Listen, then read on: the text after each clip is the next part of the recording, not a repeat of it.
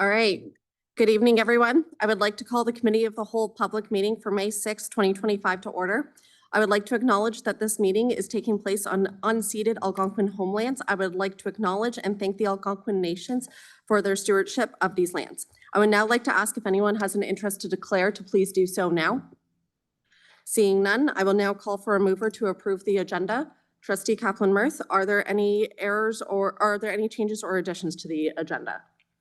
Seeing none, all those in favor? And that carries. Moving on to the briefing from the Chair of the Board, Chair Scott, can you please provide your briefing?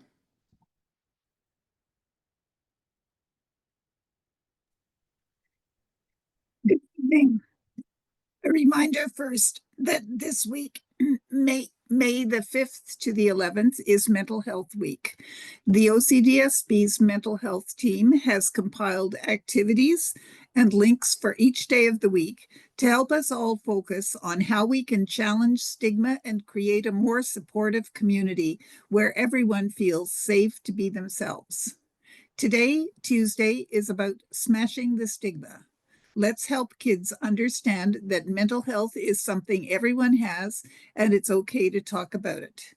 We hope these resources available on our website will inspire you to think about how we can all contribute to a community where we see each other fully and support each other's mental health and well-being.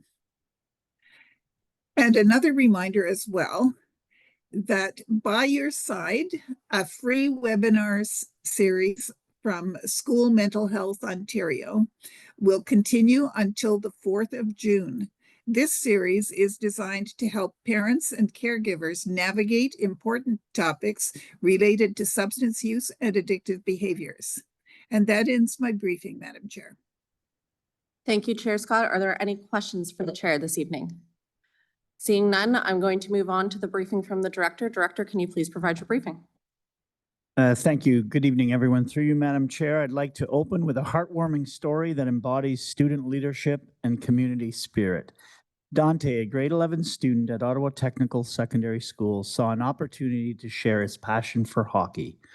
Through a partnership with Next Shift Hockey, a nonprofit organization dedicated to removing barriers to participation in sport, he built a boys team at the school, obtained free equipment, and organized ice time. Thanks to his efforts, many students who had never played hockey before are now discovering their potential on the ice.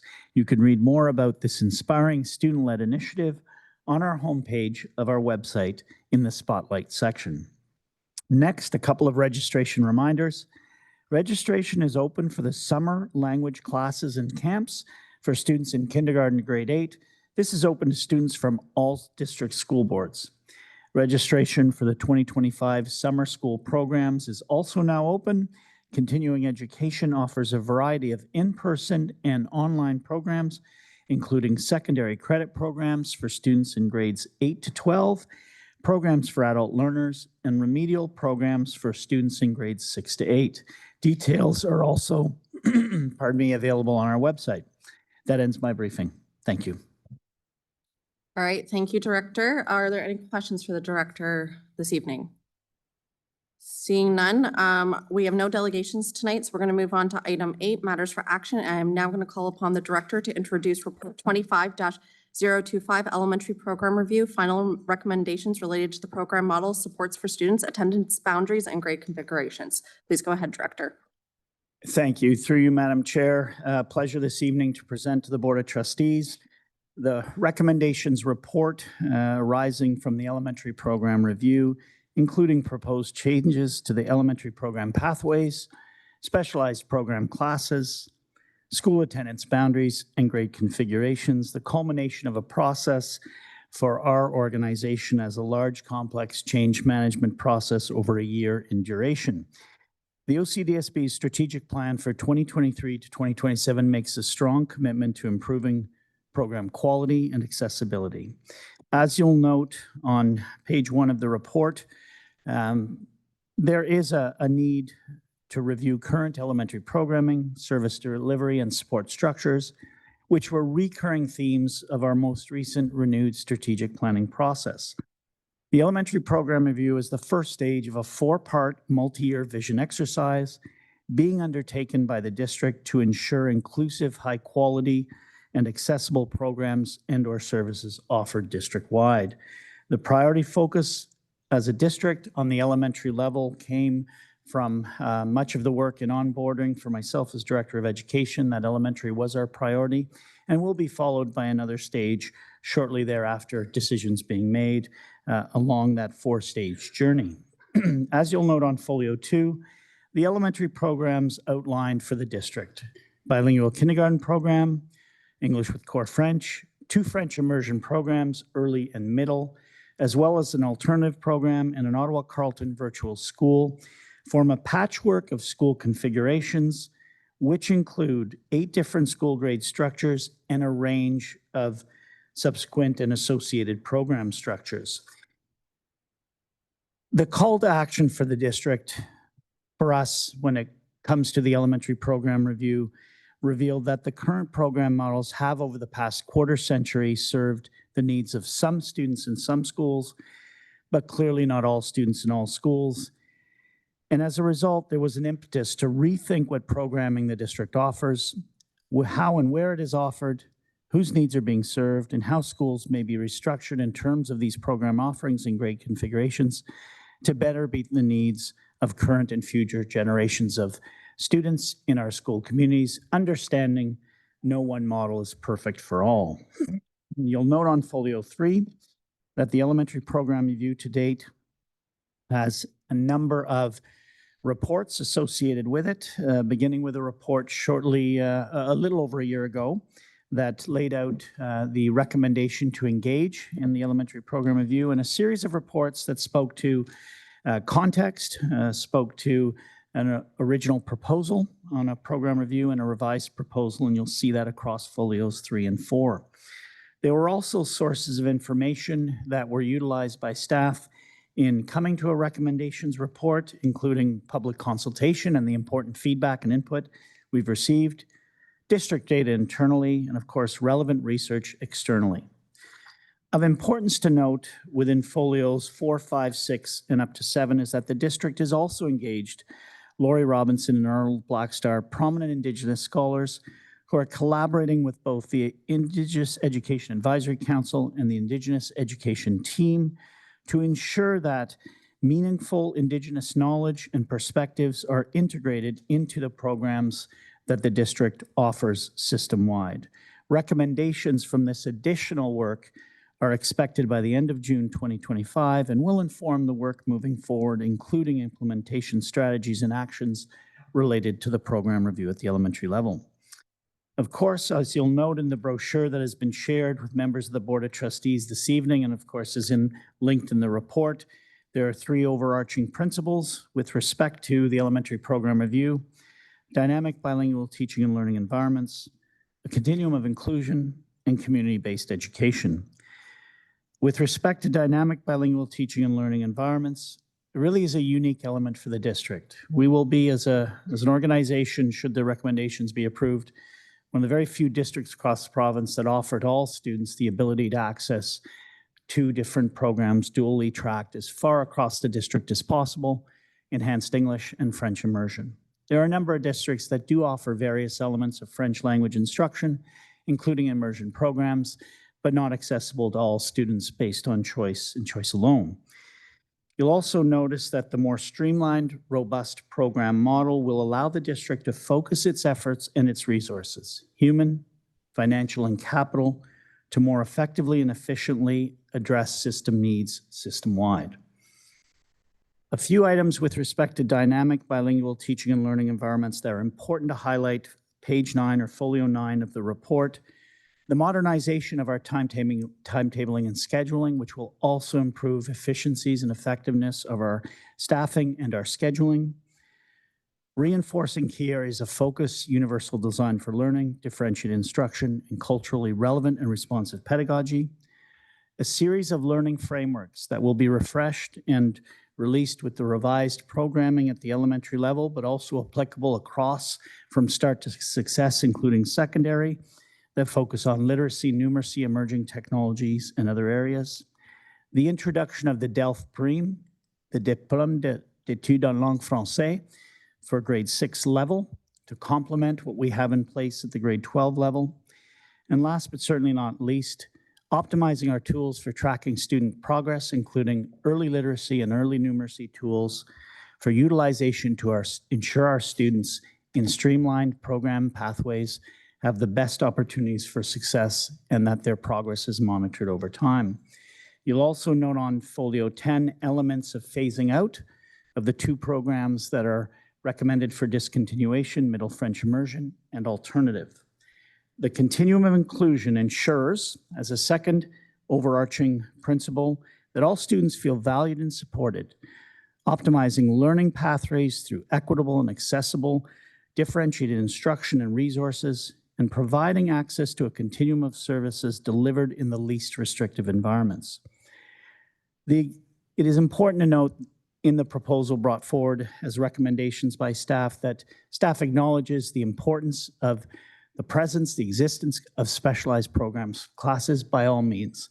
This is a small number of classes carefully thought through where the move to greater inclusion will both assist the learning trajectories and optimize learning trajectories of our students, but also ensure that the district remains fiscally responsible moving forward. The proposed model includes the gradual phasing out of 3 specialized program classes, SPCs, allowing more students to receive Tier 3 support at their school sites, while other SPCs, as mentioned, remain in place, incorporating elements of integration. Important point with the phasing out of our programs as well, that it allow those students in alternative and Middle French Immersion classes currently to ensure they exit those programs. You'll note the dates on folio 10 to allow for a full flow of students in existing programs that are discontinued to have that opportunity to finish those programs. Last but certainly not least, the final community-based education overarching principle ensures that the consolidated elementary program model being recommended ensures more equitable access to programs and supports, requiring a more community-based approach and focus. And a few key highlights: equitable access for all students to programs offered within a designated community school model to the greatest extent possible, better planning and accommodation conditions to improve the learning experiences of our students, including reduced grade configurations, improving transitions between feeder schools, and rebalancing enrollments where possible to provide more stability for low enrollment schools and their communities. In addition, community-based schools that are, where possible, dual track so that both programs are available, including enhanced English and French immersion, with only a few exceptions across the district, a handful of English only and French immersion schools where that wasn't feasible to be put in place for a dual track, and the commitment of staff to ensure that along the journey in our evolution as an organization, we continue to ensure that we are striving for equity of access to all programs and services throughout the district, and a commitment again to moves, decisions, recommendations in the future that enhance what we're talking about in the overarching principles. You'll note on folio 13 that there are 2 appendices, chart summarizing the recommended program offerings and grade configurations by school as Appendix A, and the revised attendance boundaries for each school as Appendix B. There are a number of transitional provisions that need to be put in place, and staff is well aware, for the fall of 2026, with some changes needing to be phased out over time based on the transition provisions that are unique to a particular school or group of schools, including our alternative and Middle French immersion contexts. As indicated previously, there will be a process that is currently being developed and will be in place to allow parents, guardians, and caregivers affected by the changes to attendance boundaries to submit requests for exemptions. That process will be established upon a decision by the Board of Trustees as quickly as possible so that we can get a process in place and ensure that those exemption requests can be addressed in the fall of 2025, so that by the end of the calendar year, parents, guardians, and caregivers will know whether an exemption was approved or not in plenty of time for their own considerations for the fall of 2026. You'll see a summary of the recommendations on folio 15, 16, and 17. I'll speak very briefly on folio 17.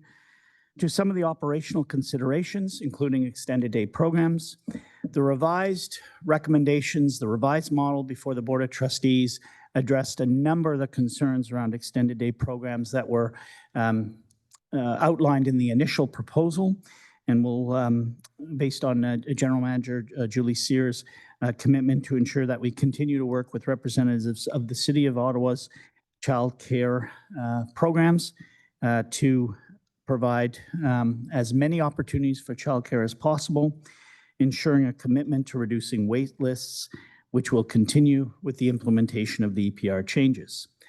There's also transition planning aspects that staff will look at for both student movement and staff movement, changes to transportation that our General Manager at OSTA is well aware of, Stacey Kay, site-based renovations, furniture and equipment planning, which are again significantly revised and reduced with the revised model that was brought forward, as well as the preparation of learning resources for any site that was single track that's now becoming dual track, and a refresh of all of our resources system-wide across both languages. There may be the need for school name changes, policy changes, and ensuring we have an eye to program viability over time where there is small or low enrollment in programs to be determined based on our students and the populations that arrive there. It's important to note that a decision be made prior to finalizing the 2025-2026 budget in order to allow senior staff and system leads to build the necessary work into their upcoming school year's work plans. From a community perspective, it's also important to provide parents, guardians, and caregivers, as well as students, with a clear and coherent path forward for the district's elementary schools and its programs this spring. The streamlined program model proposed and the revised school configurations and boundaries represent a substantial change impacting all of the district's elementary schools. Aspects of implementation will be integrated into existing work plans for the next year, such that associated costs or resource allocations will, where possible, be covered within existing operating budgets and staff complements. There is a summary on pages 20 and 21 of the elements for the transition planning team, the inclusive student support, professional development required for staff, learning resources for our sites, site-based renovations, and as well as classroom teacher and other school board staff considerations. An additional fund of approximately $375,000 will be included in the staff recommended 2025-2026 budget to ensure that the transition planning team has resources in addition to the project leads, ability to coordinate some working groups to address some of the items of the transition as noted. Should the recommendations put forward in the report be approved, changes will be communicated to parents, guardians, and caregivers through regular direct communication, as well as newsletters, school council meetings, as well as district and school websites. Information regarding the revisions to the kindergarten aspect, including the options for grade 1, will be shared in the kindergarten program registration support materials, as well as our media campaign. As such, it is recommended, as you'll note on folio 23, 3 particular recommendations, multiple parts to recommendation A related to program models, recommendation B with respect to specialized program classes, and recommendation C, which is connected to the first recommendation in A around attendance boundaries, grade configurations, and program offerings as outlined. As a final point, I do want to stress it's important to note that any recommendations approved by the Board of Trustees would require Ministry of Education approval with respect to English language school boards that offer varying degrees of instruction in the French language. This has always been the case for our district and other districts as part of the Education Act, that any approved recommendations will be brought back forward to the Ministry of Education with respect to, again, any instruction that's outside of English for an English language school board, which is commonplace for the district. And important to note that, of course, for any parent, guardian, or caregiver that wishes that their child, for various reasons, do not wish to have French language instruction, there'd be site-based arrangements where possible to address those particular concerns. And we've had a small number of those in the past that have been sorted through site by site. So through you, Madam Chair, thank you for the lengthy introduction on behalf of staff. All right, thank you, Director, and thank you to everyone who has contributed to the elementary program review. We have a very full house with lots of staff that I know worked very hard behind the scenes, and we do appreciate it on behalf of all of the trustees. We are now, I do have a speakers list started, so I have Trustee Jenkins and I have Trustee Presley, then Trustee Lyra, then Trustee Kaplan-Murth. Trustee Jenkins, please go ahead. Thank you, Chair.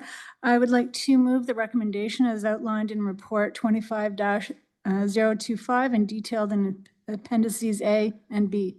All right, just give us one moment to get the recommendations on the screen. I'm assuming you would like introduction?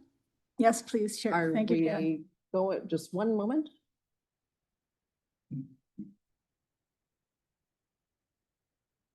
All right, please go ahead, Trustee Jenkins. Thank you, Chair. Good evening, trustees, colleagues, and members of our community.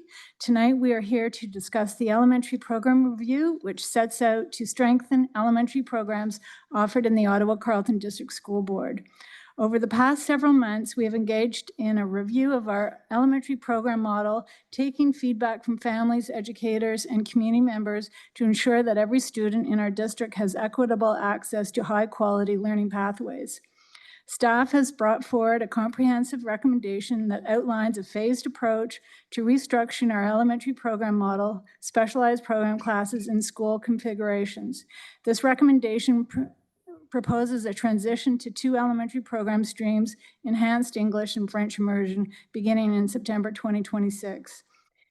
This recommendation envisions a realignment of school attendance boundaries and grade configurations, ensuring that students are supported in a model that is both sustainable and responsive to evolving needs. These proposed changes are rooted in a commitment to inclusive education, equitable access to learning, and ensuring stability for students and families during this transition. Tonight's discussion will provide us with an opportunity to thoughtfully consider the details of this recommendation, ask important questions, and reflect on how these changes align with the broader vision for our district's elementary education model. I look forward to engaging in meaningful discussion with my fellow trustees, community members, and staff as we work together to ensure the best possible outcomes for students and families in our district. All right, thank you, Trustee Jenkins. I will continue down my speakers list, and I have Trustee Presley. Thank you, Madam Chair. Through you, I would like to make an amendment to the recommendation.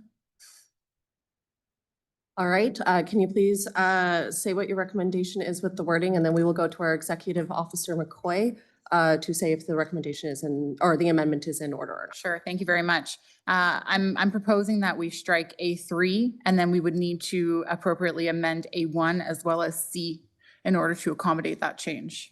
Right, thank you, Trustee Presley. Executive Officer McCoy, is that amendment in order? Madam Chair, if my understanding is correct, it would, and just to repeat, to delete part 2 of Part A, which would effectively eliminate the recommendation around phasing out alternative. Given the way the recommendation is worded, that would be inconsistent with what is being recommended. And so as an amendment would not be in order, would be more appropriate to deal with the motion and to defeat it and bring something else forward as opposed to dealing with that as an amendment. All right, thank you, Executive Officer McCoy. Based on that information, I apologize, Trustee Presley, but that amendment is out of order. Well, thank you, Madam Chair. May I just ask a question of the Executive Officer? So just if I can just clarify, your suggestion is if I'm looking to move some type of amendment in this realm, then the best course of action would be to vote down the EPR as presented and then bring back a motion in future. Through you, Madam Chair, depending on the amendment, I would say in this case, because the amendment being proposed is to some extent contradictory or inconsistent with what the recommendation is, that it's not appropriate as an amendment, which is why it's, the preferred approach is, if you want to do something that is inconsistent, is to deal with this motion, and in the event that it's defeated, is to bring back a motion that aligns with what it is that you're trying to achieve through the proposed amendment. Thank you, Executive Officer McCoy. I appreciate that clarification. To my trustee colleagues, Madam Chair, do I still have time to speak? Yes, actually, if we can get the recommendation off of the screen so that we can see the timer, that would be appreciated. Thank you very much. Fellow trustees, I'm not sure if you've had a chance to read it. I have sent each of you an email this morning proposing a 3-year pause on the cancellation of the alternative program, in which that would give us time to further delve into the efficacy and viability of the program. I'm going, based on this answer I've received from the executive officer, I'm going to encourage you to vote down this recommendation as it stands so that we can lead with good governance to ensure that we are making the right decision for many of these families. And I will be proposing a motion for new business at the end of this meeting. Thank you. All right, thank you, Trustee Presley. Continuing down my speakers list, I have Trustee Lara. Thanks. My apologies for my voice. I'm somewhat sick. I'm going to begin by asking that all votes on amendments and the items are recorded votes. And I'm going to ask that we vote on each of the clauses independently. Thank you, Trustee Lara. In discussion with staff, and I can hand it over to the executive officer to add additional information. Recommendation A and C have to be voted on together as they are entwined, but recommendation B can be pulled out and voted on separately. So it would be A and C and then B. Okay. With that, I am also going to ask that we defer Part B to later in the meeting, because this motion to me reads as 3 real recommendations. There's a recommendation to end the alternative program. There's a recommendation to end the middle French immersion and change the way we do French immersion in English. And there's a recommendation to end special education classes. And I don't see those as, I don't see specifically the special education classes as inherently tied to the others. And so I'm asking that we defer that to a later part of the meeting so that we can discuss the merits of that independently. Thank you, Trustee Lara. Just for the room so that we are all on the same page of what recommendation Trustee Lara is referring to. Recommendation B is what is being referred to defer later into the meeting. Executive Officer McCoy, can you please, would that be in order, having the debate separately? Through you, Madam Chair, yes, it is a procedural motion that is in order to defer that clause until later this evening, which I'm would follow consideration of the other parts of the motion. And can you please remind me, do we have to vote on that right now? Yes, it is a motion that's coming forward, a procedural motion, and it's a simple majority in terms of how it would proceed. Okay, so does everyone understand what we are going to vote on right now? So we will be doing the first part, A and C. We will have that discussion, and then we will be voting to have the discussion point for recommendation B later on in the meeting, and it will be a separate discussion. So anything related to the specialized program classes would be discussed later on in the meeting. Does everyone understand what we are voting on? I'm looking for nods from everyone and everyone online. We all understand? Okay, and we need 2/3 we need a simple majority for this to pass. So I'm now going to call the vote. All those in favor of separating out the recommendations? And that carries. So we will start with recommendations A and C, and then we will come back and discuss recommendations B later on in the meeting. Trustee Lyra, you still have time. Thank you. I would like to propose an amendment. I'm going to start with the amendment that I have sent to Manager Gatley, which reads, whereas space in this motion refers to current size or 100% utilization factor, whichever is greater, create a new item D. Have you found the correct? Trustee Lyra, we're just going to give the general manager 30 seconds to put it on the screen, please. And then you can read out the amendment, and then we will have the executive officer provide feedback if it is in order. If we can also zoom in on the Word document so that it's a bit bigger on the screen, that would be appreciated.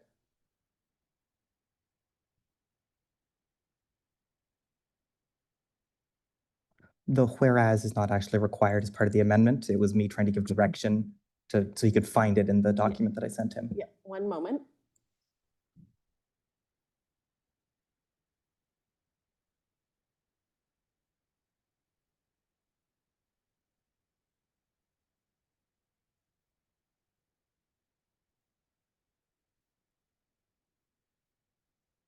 Okay, trustee Lara is now on the screen. You may read out the motion, or you may read out the amendment, and then executive officer can provide staff perspective. That a new item D be added as follows, that D, the transition framework outlined in the section 13 of the report 25-25, grant all requests for exemption. My apologies. Grant all requests for exemptions provided. The school still has the program the student would otherwise be enrolled in, and the PAR guidelines are met, and there is space and program viability at both the sending and receiving school. All right, thank you, trustee Lara. Executive officer, can you please provide feedback if this amendment would be in order? Through you, Madam Chair, that amendment would appear to be in order. All right, thank you, executive officer. So now we are going to be talking about the amendment that is on the screen. So trustee Lara, you have introduction for your amendment. Thank you. One of the primary concerns that we heard from the community in this report was concerns about making sure their child had an opportunity to stay at a particular school, making sure that their child didn't face too many transitions in certain numbers of years. We've talked a great deal about the impact that multiple transitions have on students and on friend groups. And so this amendment is seeking to provide as many people as we can realistically grant the opportunity to stay in their home school, their existing school, their current school, the ability to do so. There are, of course, limitations. We cannot keep a program that we are otherwise ending at a school. If the grade 4 class is disappearing because it's becoming a K-4 school is becoming a K-3, we're not going to make a new K-4. We're not going to keep the grade 4 class in an otherwise K-4 school. If we have a PAR guideline requirement that we have to meet it. So unfortunately, some of those students are going to have to stay or move accordingly. And if there is space and program viability, and I have defined space, and it got clipped. I had defined space as the current size of the school or 100% utilization factor, whichever is greater, which means that a school that was 120% and is going down to 105 is currently already 120%. Those students would be able to stay, even if they're over 100, because there's already portables on site. Whereas a school that's currently at 65 and is going up to 80, those students would also be able to stay because there's still room to accommodate them. So that is how I have intended this motion to be understood. If there are any questions, I'm happy to take them. And I encourage all of my colleagues to consider the impact that grandfathering has on students.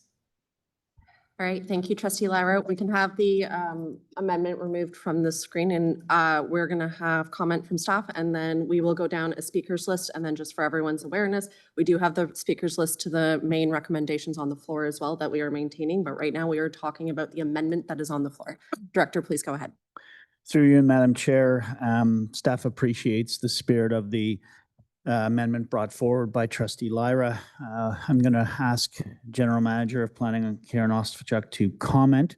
But when staff was considering an exemption process, in essence, a grandparenting provision, what trustee Lyra is explaining are some of the factors for consideration. And so in and of the report itself, staff feels that those were the conditions that would need to be looked at. I do want the general manager's perspective if there are others to consider. And that's part of the basis of what Associate Director Reynolds will establish for an exemption process moving forward to be considered. That would be begun essentially on approval of the recommendations. But in spirit, staff understands what's being put on the table. I think it's inherent in the report itself. I just want to comment from the general manager if there are any other factors to consider, but it is what in essence staff would be looking at for an exemption process. Madam Chair, through you, we know how concerning it is for some families who have not gotten an automatic or a blanket exemption going forward with these changes. Certainly, in smaller accommodation reviews that we've done in the past, we've tried to anticipate and include in recommendations that sort of consideration. In this one, we very much only phased and exempted those grades and those areas that we had to to meet the PARG requirements, as I had noted before, or because of phasing considerations and space at the school. I think there's a couple of, I really appreciate the intent, but I think there are a couple of stumbling blocks. Certainly to avoid the 3 schools in 3 years, if you're looking at a grade 6 class, let's say, not having them go from one school in grade 5 to another in grade 6 and another in grade 7, I think that's certainly on our radar for exemptions going forward. When you were talking about siblings, the problem is we don't always know who the siblings are. The reason that we didn't offer blanket exemptions from the get-go is, you know, these kids have different names, they have different addresses in some cases, and we just couldn't anticipate whether or not we would have space at the sending school or program viability at the receiving school if they were allowed to stay back. There is also the consideration that there may be others, not a sibling, not the last year of school, but those who do want to apply for an exemption for some other reason that we haven't anticipated. So I wouldn't want to rule them out of the equation just because they didn't fit in these categories. The final thing that I will say with regard to this amendment that concerns me is speaking about the school size and the school space. Trustee Lyra is certainly right. There are cases even without portables where you can go to well over 100% utilization at a school, especially if it's a newer school and it still feels roomy. It still feels like you've got space in the school to accommodate children. There are other schools that, despite their capacity, get pretty tight pretty quickly. The final thing is, it's not just a matter of space, like the number of kids that can sit in a chair in a classroom. Those classrooms have to be organized by number. So just going by space size, either the capacity as ministerially calculated for each school or counting in their portables, doesn't mean you won't get a boom at one particular grade and it kick out another teacher, kick out another classroom, kick out another portable. It's not as straightforward as space. It's how that space is organized and utilized. And for those reasons, it's not that we don't want to consider these exemptions. We absolutely do. But I think there has to be some specific consideration, school by school, grade by grade. All right, thank you, staff. We do have a speakers list started. I'm going to list the first 2 trustees that are up. So we have Trustee Jenkins and then Trustee Bell. Thank you, Chair, and thank you to the mover for the amendment. I guess my question is a little more clarity on the word exemptions. A lot of families who have children who are in a school via cross-boundary transfers, does the cross-boundary transfers, is that included in this exemption? Trustee Jenkins, can you clarify, was that to the mover of the motion or to? Does the mover, yes, is Okay. the mover including cross-boundary transfers? My intention was to use the language that we had been given and to use exemption as broadly as possible. Anyone who was requesting an exemption, be it for cross-boundary transfers or special education needs or 3 schools in 3 years, anyone who was requesting an exemption under this motion was intended to be included. Trustee Jenkins, staff would also like to comment before I hand it back to you. Thank you, through you, Madam Chair, and I'd invite comment from Manager Osifachuk as well. I heard 2 things there. I think, does this apply to cross-boundary transfers? And I think that would be students who are currently in a building with because of a cross-boundary transfer. And I don't know if we've had an opportunity yet, the planning folks to do a bit of an analysis of how many students that might be and whether or not granting or not granting those exemptions causes any problems vis-a-vis the PARG or other restrictions. But certainly the one-time exemption that we're understanding it to be that would occur between now and this, the start of 2026 would be, likely for any student in that building who wishes to remain for the criteria that have been outlined and some criteria yet to be developed. Trustee Jenkins. Thank you. And I also appreciate that staff is considering the multiple transitions, the scenario of 3 schools in 3 years. I think it's important that we address that because, I mean, we are looking at student well-being, and we need to include family well-being, the wear and tear on families. So I appreciate that inclusion. Thank you. That's all. All right, thank you, Trustee Jenkins. Trustee Bell? Thank you very much. I have a number of questions regarding this amendment. My first question is, would it be possible to have a blanket exemption for grade 6s, those that would have 3 transitions, just to be clear?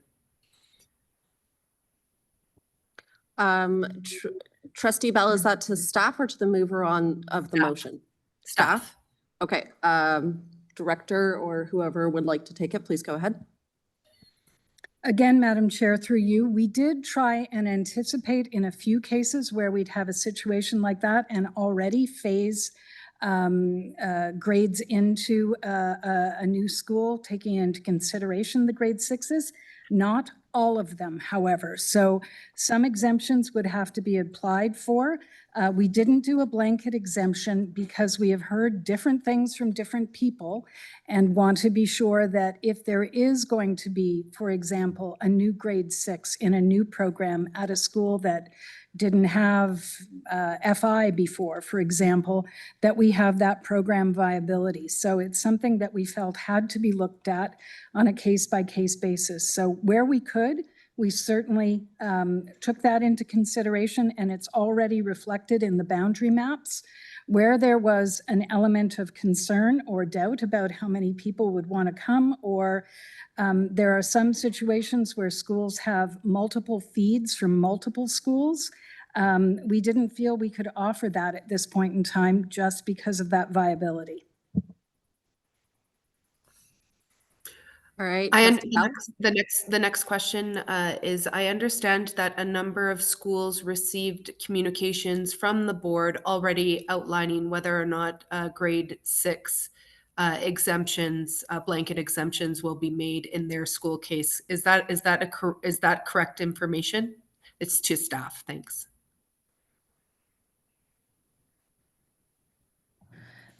We certainly did outline with each principal the changes that we are proposing with the boundaries. And if it was one where the last grade could be considered and phased into the new school over a couple of years to avoid that 3 and 3, we did so.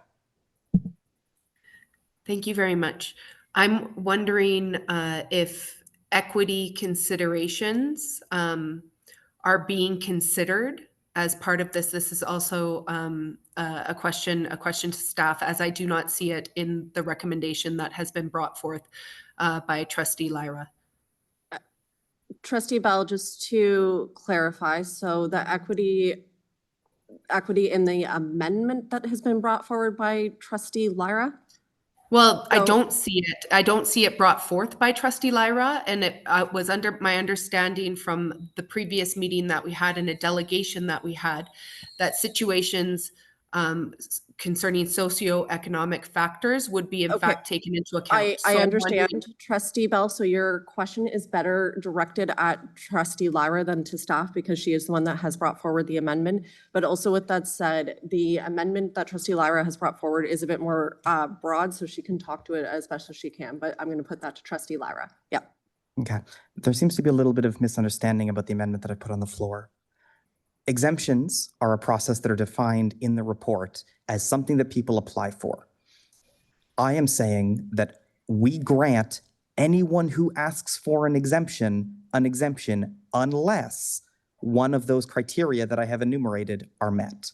So anybody, for any reason, special education, socioeconomic reasons, family, any reason applies for an exemption, they get it unless it would break PARG, or unless the program wouldn't exist anymore at that school, or unless. Does that help clarify, Trustee Bell?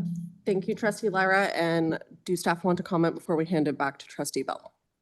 Through you, Madam Chair, just a comment here as I listen to the discussion. I think item 14 on folio 14 speaks to that from staff's perspective. We understand the spirit of what Trustee Lyra is bringing forward. It appears that a An addition to the recommendations has the potential to trap us in some criteria and not others. Staff has fully understood the spirit of what we're getting at here and has explained that where these requests would enable their children to remain at their current school based on specific circumstances such as sibling considerations, etc., as mentioned in item 14. I think staff understands the spirit of this. This is truly an operational matter. As I hear the nature of the considerations, all those factors will come into play. Our general manager has explained some beyond what's been mentioned in the additional aspect to the motion. I do think staff understands what's being requested here and will do their very utmost to meet those requests as they come forward based on all those criteria. All right, thank you, Director. Trustee Bell? In clarification, I wanted to know if the et cetera includes equity considerations that you just referred to. Director, you mentioned that these are the things that will be taken into account if equity is one of those considerations. Certainly, through you, Madam Chair, I appreciate the query. Trustee Bell will, of course, consider extenuating circumstances. I want to be careful here, again, not to try and spell them all out. We don't know what the requests are yet, but that would include some socioeconomic challenges, barriers, factors for consideration for sure. Thank you. And my last question is with regard to who will be determining whether or not these exemptions will be made. Will that responsibility fall onto the principals of the school? Trustee Bell, are you asking under the amendment? Because we are talking about the amendment on the floor right now by Trustee Lara. Yeah, and the amendment, my voting on the amendment would be dependent upon what the plan is currently in place. And so that's why I'm asking where that responsibility currently outlined in the report would be. All right, the director can answer. Through you, Madam Chair, in short, no, this would not be a site-by-site decision. This would be a series of centrally established criteria. As you can tell by the comments of our general manager, Ostafachuk, it's complex, it's multifaceted. We would not leave this in the hands of an administrator who might be new to a school and a new appointment to understand all of that context. It would be centrally established, led through our Associate Director Reynolds. That's very helpful. Thank you. That's all my questions on the amendment. Thank you, Trustee Bell. I'm going to the next. We do have a speakers list. I'm going to the next two speakers. So I have Trustee Scott, then Trustee Kaplan-Murphy. Trustee Scott? Thank you. I just wanted to get some clarity in terms of what we will actually be voting for here. What I understand so far is that Trustee Lyra has proposed an amendment that would add part D to the motion. So what we're voting on is whether or not to add part D. We are not voting on whether or not we support part D. Is that correct? That is correct. Thank you. I just wanted that to be very clear. And the amendment to add Part D is currently on the screen. So just to clarify what that means, if we vote to add Part D to the recommendations, that means that we would be voting on it at the end when we vote on all of the recommendations. Yeah, I just want a question of clarification. So if we vote to add it, we can, once we get to back to the main recommendation, we can, it'll be voted on separately. Okay. Oh, sorry. Yes, Trustee Blackburn, and I can have the executive officer confirm. So through you, Chair, just to go back to the comments that you made earlier, parts A and C of the motion would need to be voted on together. Part D could be voted on separately. So just so we're all on the same page, that means we would do A and C, then we would do B, and then we would do D. Trustee Scott, is that everything? That is everything. All right, thank you. I have Trustee Kaplan-Murphy. Thank you, through you, Chair.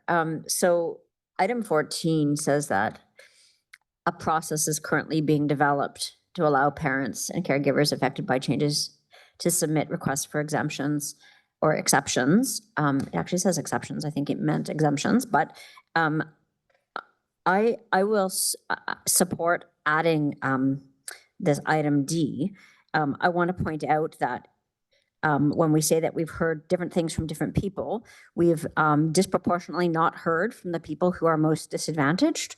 And for sure, 100%, in applying for exemptions, the same families who aren't empowered are going to be less likely to be able to advocate.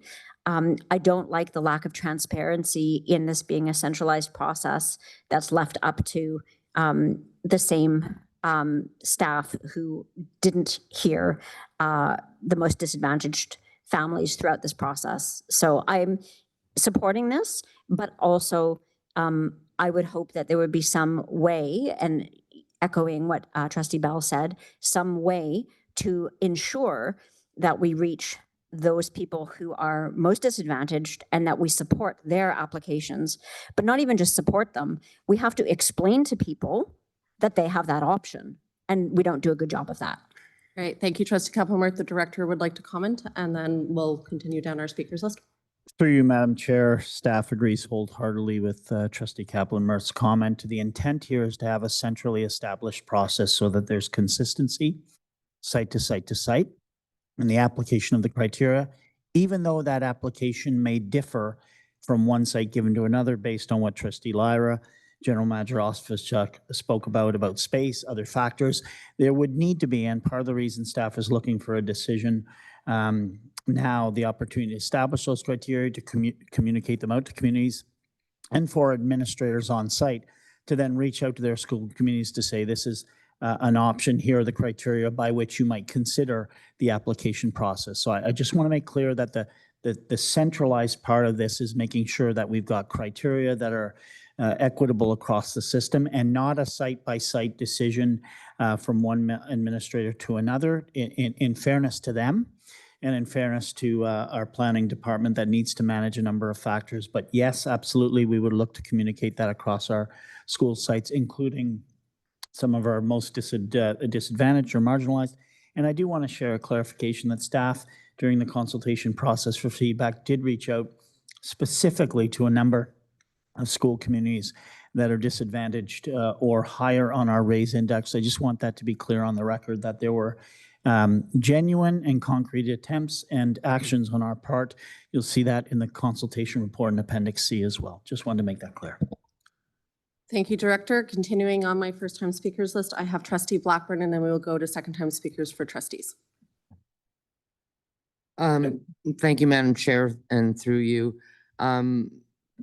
What I've heard thus far, I've heard no compelling argument yet to support this based on what staff has said.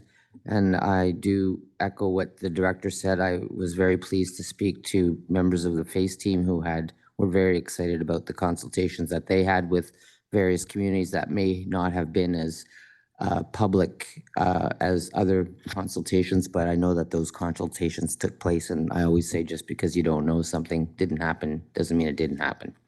But my question is to the Associate Director, Associate Director Giroir.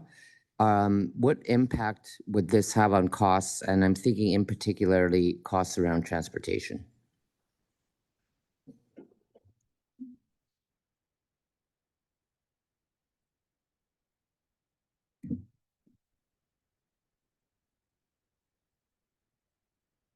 Through you, Chair. So cost-wise, I do have some serious consideration or concerns on the transportation front because we haven't defined criteria. And if we were to open this up to all who applied, and it turned into, because it was small pockets of students across the system, it would be most likely vans, probably our most costly method of transportation in OSTA. And so when you're talking $36,000 a van, this could add potentially millions of dollars to the implementation plan if not managed in a rational, reasonable manner. And then there's also the issue of classes, special extra classes and spaces, because the student movement could create unknown space or staff or class allocation issues or concerns.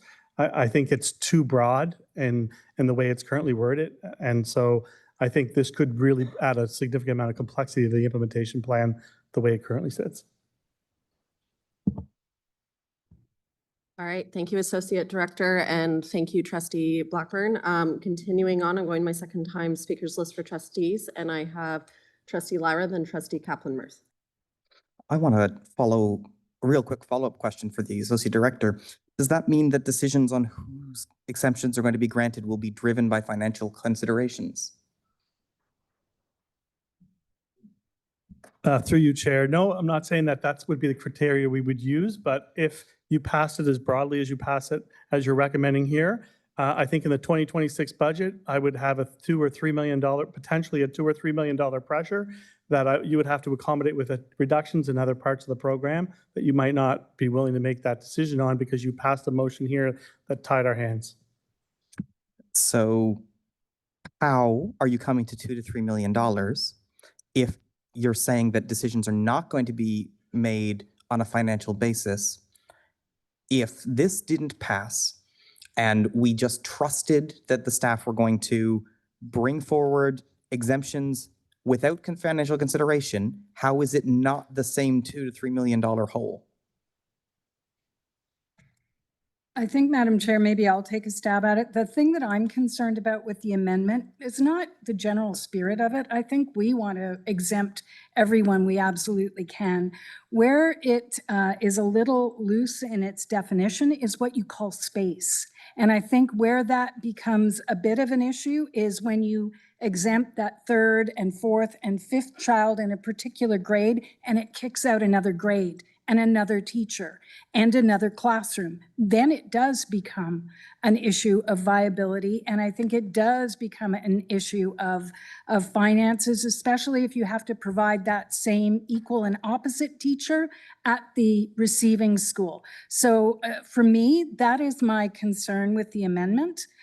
With regard to transportation, like, don't get me wrong, with all due respect to the Associate Director, we're going to have time of phasing in and phasing out regardless. So I think until this can, if it is passed as it is recommended, it's going to take a while to come to fruition. Some of the phasing takes upwards of 10 years. We're going to see transportation challenges ongoing, even though they lessen every year.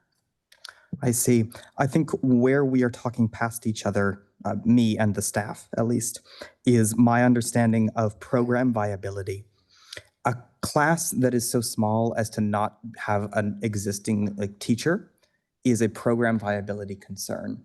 And so when I look at the motion that is on the floor, I interpret program viability to mean if you're having to create extra small classes at one site or another, you have started to run afoul of program viability.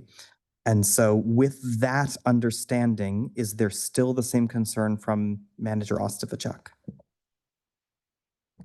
It's not so much the small classes, it's the big classes. The classes where you go over cap, for example, and kick out a second grade 1, grade 2, grade 3 class, where you didn't have them before based on the changes that were supposed to happen. And what can happen in that case is you would end up with an extra grade 2 class at the sending school and still have to run the grade 2 class that was anticipated, albeit somewhat smaller, maybe not viable at the receiving school. It just becomes a little, it's a matter of consideration. All of this is, but I don't think it speaks directly to program viability. I think it speaks to a concern with how many kids we're keeping back. And it is a concern of classroom space and staffing space at the sending school. I guess my follow-up question would then be, are we going to be making exemption determinations based on how many students there are at the sending and receiving schools if it's not related to program viability? Are we going to be deciding which kids get to stay and which kids get to go based purely on the numbers that we would like to see? Are we going to say 10 kids get to go and the other 20 have to stay, or vice versa, because it makes our numbers better? That's something. Before you go ahead, General Manager, although I do appreciate the applause from our audience, if we can please keep it to a minimal, that would be very appreciated. Please go ahead. I think from my perspective, and somebody may want to jump in and add to this, I think that's absolutely part of the quandary in developing this particular process that, you know, very much like the transfer process, we get an unlimited number of transfer requests, but judge them on the extreme personal circumstances or the rationale they come up with. There may be a circumstance where you have 20 requests and can honor 15. I don't know how we're going to treat that going forward. That's something that we're looking into now. Trustee Lara, before you continue, the director would also like to comment. Through you, Madam Chair, what Trustee Lyra is describing, we do each and every year. We don't make a guarantee to anyone that they're heading into a school where they have an automatic grade 1, straight 1, that's all you get. We do this discussion on whether it's a 1, a 1, 2 every year based on the numbers. We don't simply make an assurance, and therefore the added component of the motion as a blanket statement wouldn't be operationally feasible from staff because we do this each and every year anyway. And as a result, students sometimes are in a grade 1 class and sometimes they're in a combination 1, 2. We do this kind of work every year, and therefore one of the components of the decision-making criteria for the exemption process would be to consider our numbers for us in any circumstance. And what General Manager Officer is trying to explain is that it's complicated, and the motion tries to simplify it as a blanket statement that staff would not be able to feasibly manage. So in one breath, I heard you say both that it's not feasible and we do it every year. Could you clarify which of those is true? So what's not feasible is making a guarantee to any parent on exactly what grade configuration they might be in a given year. What we do every year is look at our numbers and sites, and based on the agreed upon formulas, based on the ministry direction, we do coordinate students into grades. Could you point to which part of the motion says we guarantee that students are in a straight 1 class or a straight 6 class? Because this motion, we're not discussing grade configuration. We're talking about which students are granted exemptions to attend the school they're currently in. Before you go, Trustee Lara, it is your amendment on the floor. And I think staff have intentionally misinterpreted it, yes. I think staff have unintentionally misinterpreted it. Thank you. And I appreciate that we're going back and forth on the exemption, but reminder that we are talking about the amendment on the floor. If staff can comment on that, on Trustee Lyra's question. Certainly, through you, Madam Chair, staff understands the spirit of the additional element put on the floor. What staff is trying to explain is that we have to take into consideration, as General Manager Ostapchuk has explained, that a 21st student versus a 20th student that would be provided an exemption creates and kicks out another class, for instance, as an example at the primary level. That's a cost to the district. We have to take that into consideration. I would love to say to you, don't worry, students can fall wherever they may, but that would be a price tag for the organization that we would undoubtedly be bringing back to the Board of Trustees to explain where we'd be saving another teacher elsewhere. We don't have the kind of fluid flexibility to just add a class here, take away 2 there, just at the whim, in some kind of a blanket approach to accept any kind of a consideration. We have to be really careful about this motion. Otherwise, we are putting in front of the Board of Trustees, and I think Associate Director Giroir was very, very generous, a multi-million-dollar shortfall if we put a motion forward here to say, no problem, we'll take anybody who comes forward, and we get a bunch of inefficiencies on the loading of our classes. Staff has understood the spirit of what's being intended here. Locking it into this could be bringing back to the Board of Trustees a shortfall that is more significant than anything we've put on the table this year for consideration.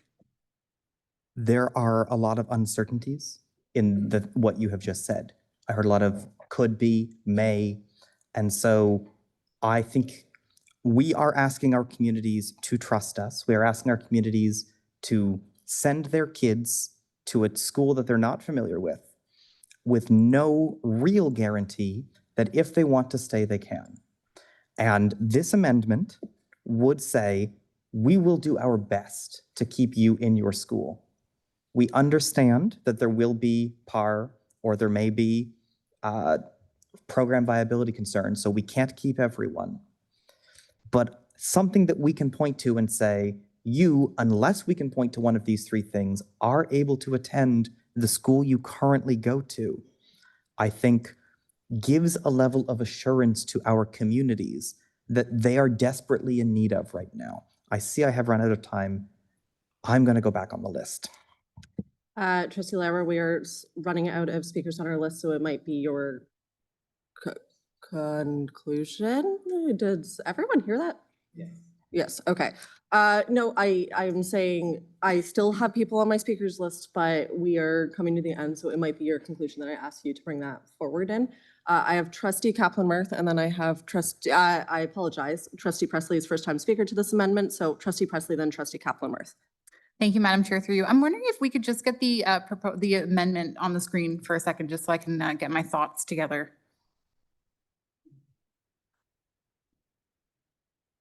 Trustee Presley, do you want to go after Trustee Kaplan-Murth while we get it on Sure. the screen? Absolutely. Okay. Trustee Kaplan-Murth, why don't you go ahead, and then we will Okay. have the amendment on the screen during Okay. both of yours.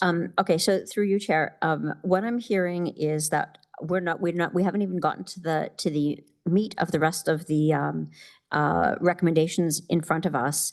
And already we're hearing that there's a $2 to $3 million deficit tying our hands, and that we're getting threats of there'll be further cuts.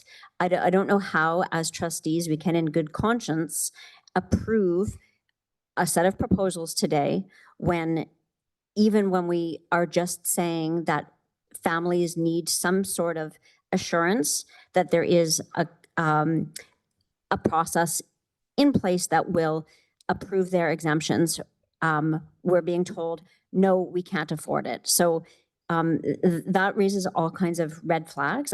I guess my question is, if we don't approve this amendment, it sounds to me like what we're approving is that we are going to basically have to say to our constituents that good luck on applying for exemptions. Is that correct? I'm going to have the director answer that. Through you, Madam Chair, and not at all. I appreciate what Trustee Kaplan-Murth is explaining. What staff is trying to explain to the Board of Trustees is that we don't want to put a motion forward that would be, from my perspective, and I think what staff has shared, potentially misinterpreted by the public. We will have a process in place, as General Manager Ostfachuk has shared, and as I've shared too. We would like nothing more than to accommodate as many exemptions as we possibly can based on a series of guidelines. The motion doesn't include all the potential options, and that's a concern for staff. We don't want to lock that in and not consider others.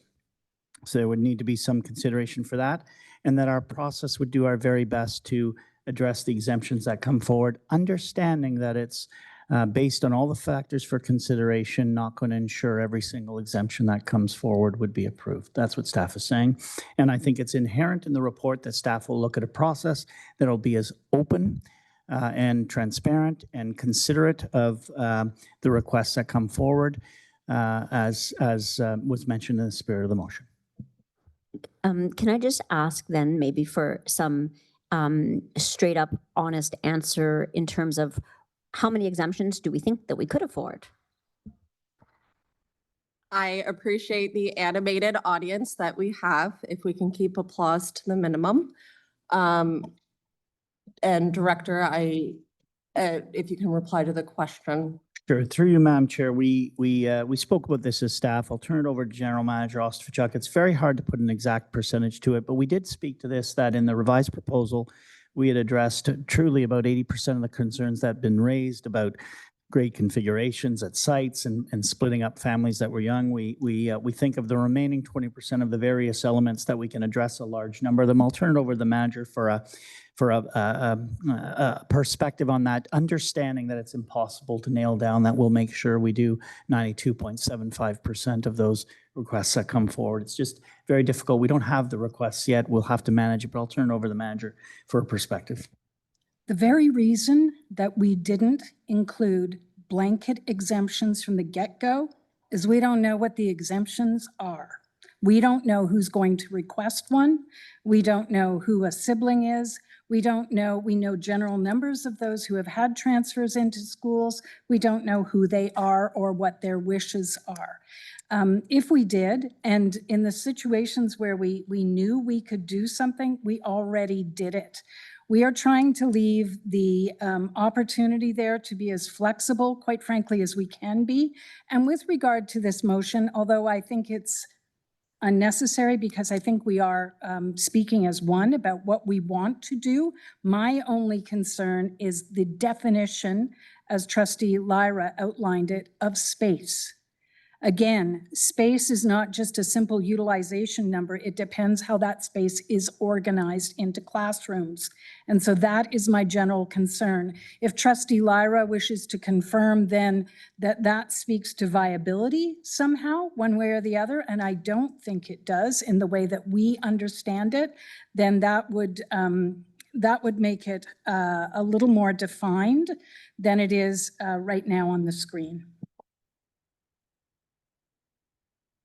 Thank you. Actually, I think that's a bit of a tautological argument. I want to know, assuming that we have some space for exemptions, how much space do we have and how much space don't we have? I know that we don't know how many people are going to apply, but we're not getting a clear answer about, do we think that given our current modeling, there's room for actual sizable number of people to request exemptions? Through you, Madam Chair, the answer to Trustee Kaplan-Mertz's question is yes. We do think that we'll be able to make a number of exemptions. It will all depend on our enrollment at every site. That will be site by site.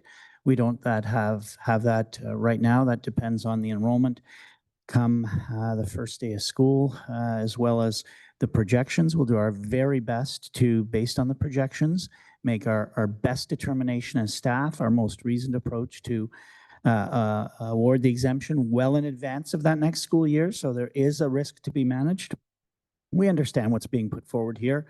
We think staff, spirit of it, it's covered in the report. We'll have that process in place to move forward. But in essence, yes, we're going to try to do our very best to accommodate as many as we possibly can based on the multifaceted pieces that the manager has explained.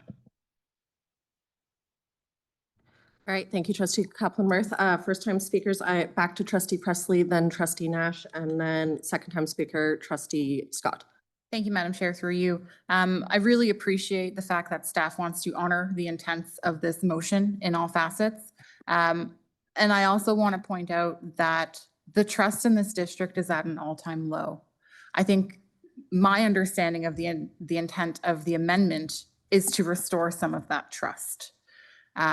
And I'm wondering if staff could comment on how we could choose to word this amendment better to satisfy concerns from staff and still ensure that we are providing accountability and transparency to our public so that we can start to rebuild some of that trust. Thank you, Trustee Presley. I'm going to be looking to the executive officer to comment if there is additional wording, and we might need to take a 2-minute recess. So through you, Madam Chair, I think the question might be better directed to Manager Ostafichuk or those who would be responsible for implementing it to ensure, if I'm understanding Trustee Presley's question, to ensure that there is clarity in terms of what would be intended and how it would be implemented.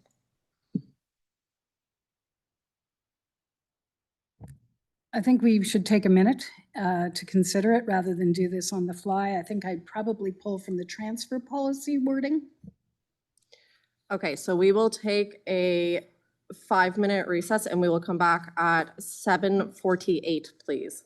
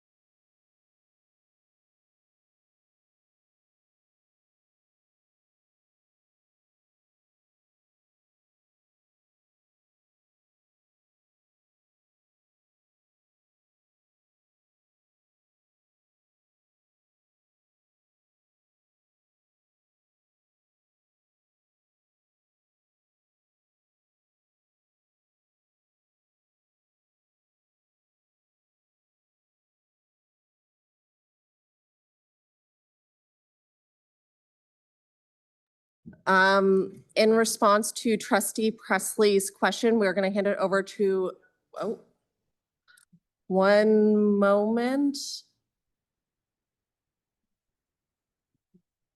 One moment, we're just going to look for the Director of Education.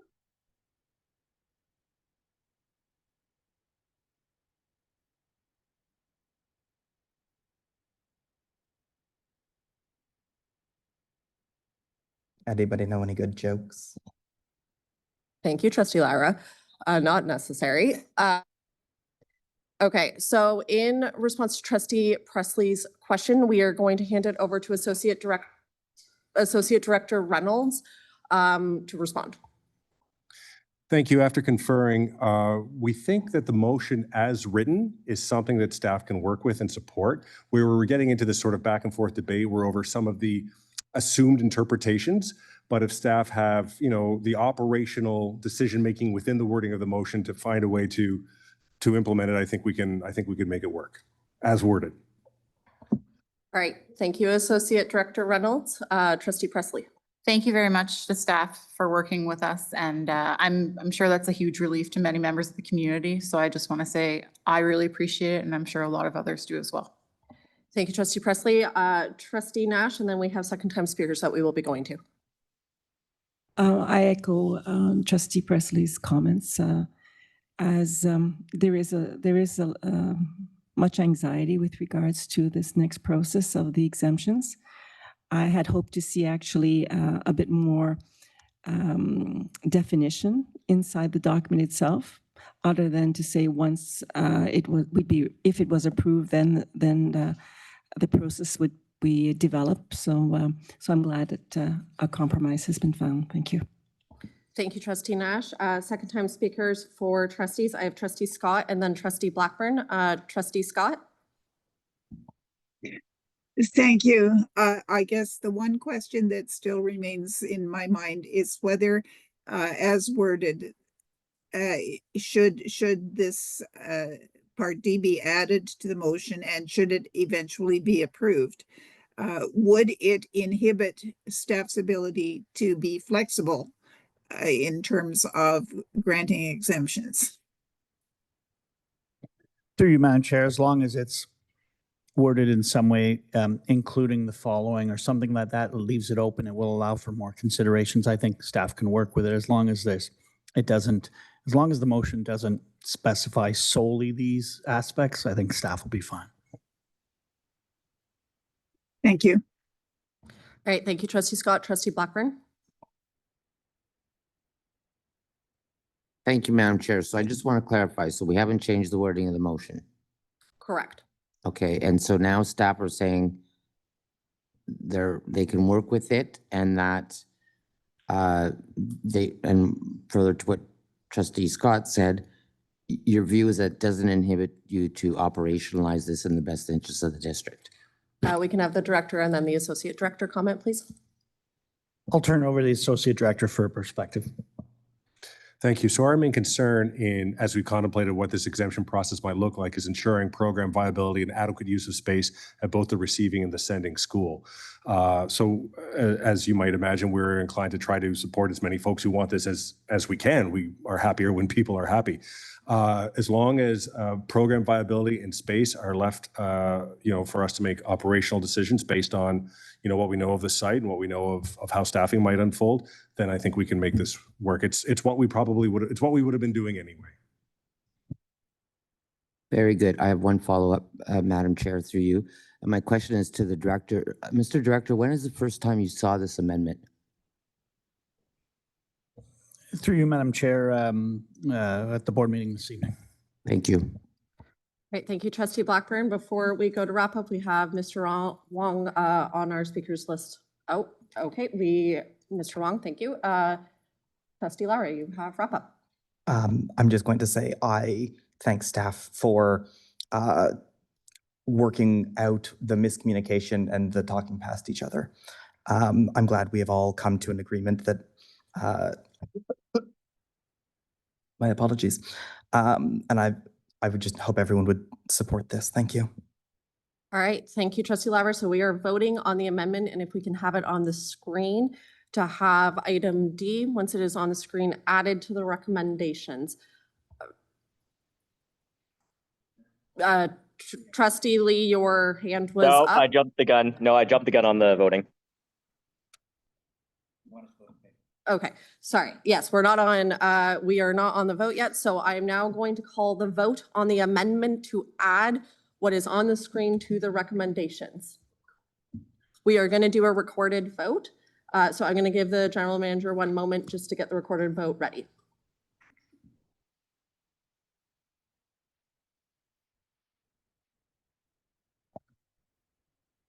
Trustee Bell, In favor? Trustee Blackburn, Trustee Dixon, In favor? Trustee Lyra, In favor? Trustee Forty, In favor. Trustee Jennings, In favor? Trustee Kaplan Mirth, In favor. Trustee Lee, In favor. Trustee Milburn, In favor? Trustee Nash, In favor? Trustee Presley, In favor? Trustee Scott. In favor?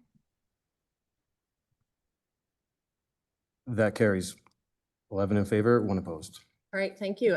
Trustee Lyra, we are back to the main speakers list, and I believe you had about 1:45 left. I had 93 seconds according to my notes. Okay. So I have a second amendment, excuse me, that I would like to put on the floor. That section D be amended to include all sibling exemptions be granted so long as the anchor sibling still attending the school. Executive Officer, is this amendment in order?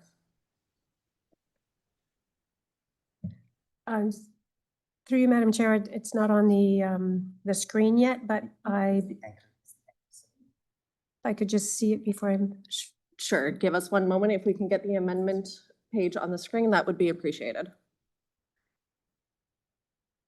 We're going to take a 1-minute recess just to get the amendment on the screen. Yes. So we will be back in exactly 1 minute.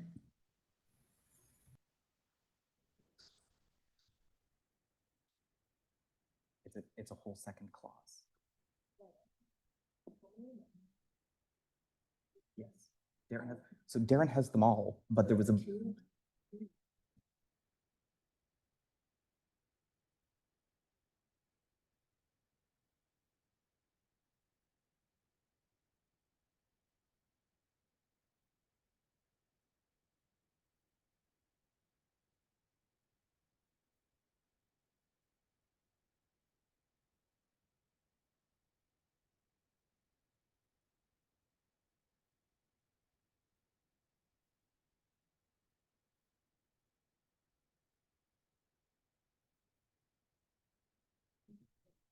All right, so we are going to call another 5-minute recess just to get our amendments in order. We will be back at, we're going to call a 10-minute recess. We'll be back at 8:05.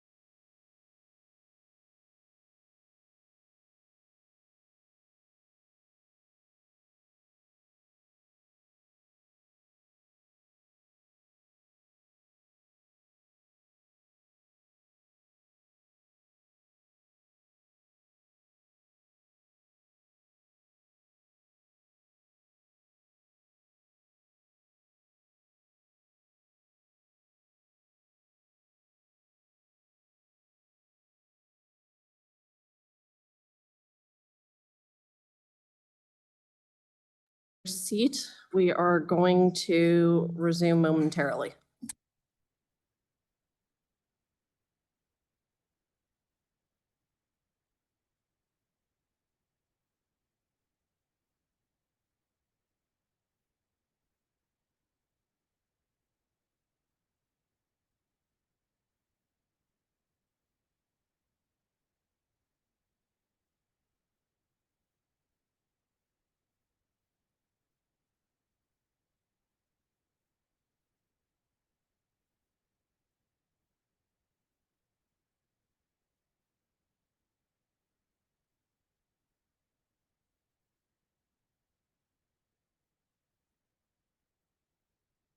All right, we're going to bring the meeting back to order. Trustee Lara, you have a amendment. I do.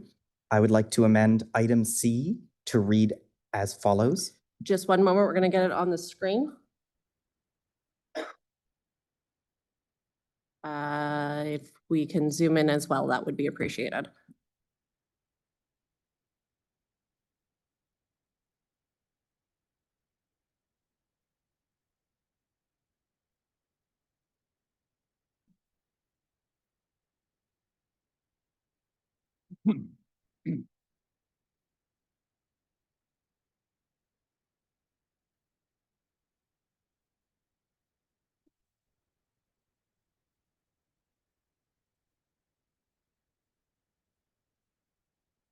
Trustee Lara, as we highlight the changes, can you please read the amendment, and then we are going to get comment from our executive officer. So please go ahead. Certainly. Item C as it currently stands, except as noted below, a French immersion program with an attendance boundary matching that of the JK to 6 English boundary be offered at each of the following schools: Arch Street, Covent Glen, Hawthorne, North Gore / Marlborough, and that any overlap be removed from the French immersion boundary for each of the adjacent schools. All right, executive officer, from staff point of view, is this amendment in order? Through you, Madam Chair, the difficulty with some of these amendments is to ensuring that with them, the committee can make an informed decision in terms of understanding what the full implication of the amendment is.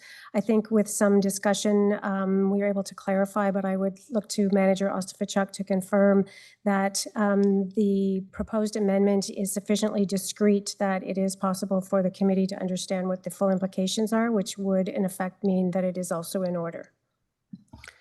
All right, given that information, and I will rule this in order. Trustee Lara, you have introduction, and then we will start a speakers list for the amendment that is currently on the floor. If we can keep the amendment while Trustee Lara is providing introduction on the screen, that would be appreciated. Trustee Lara? Thank you.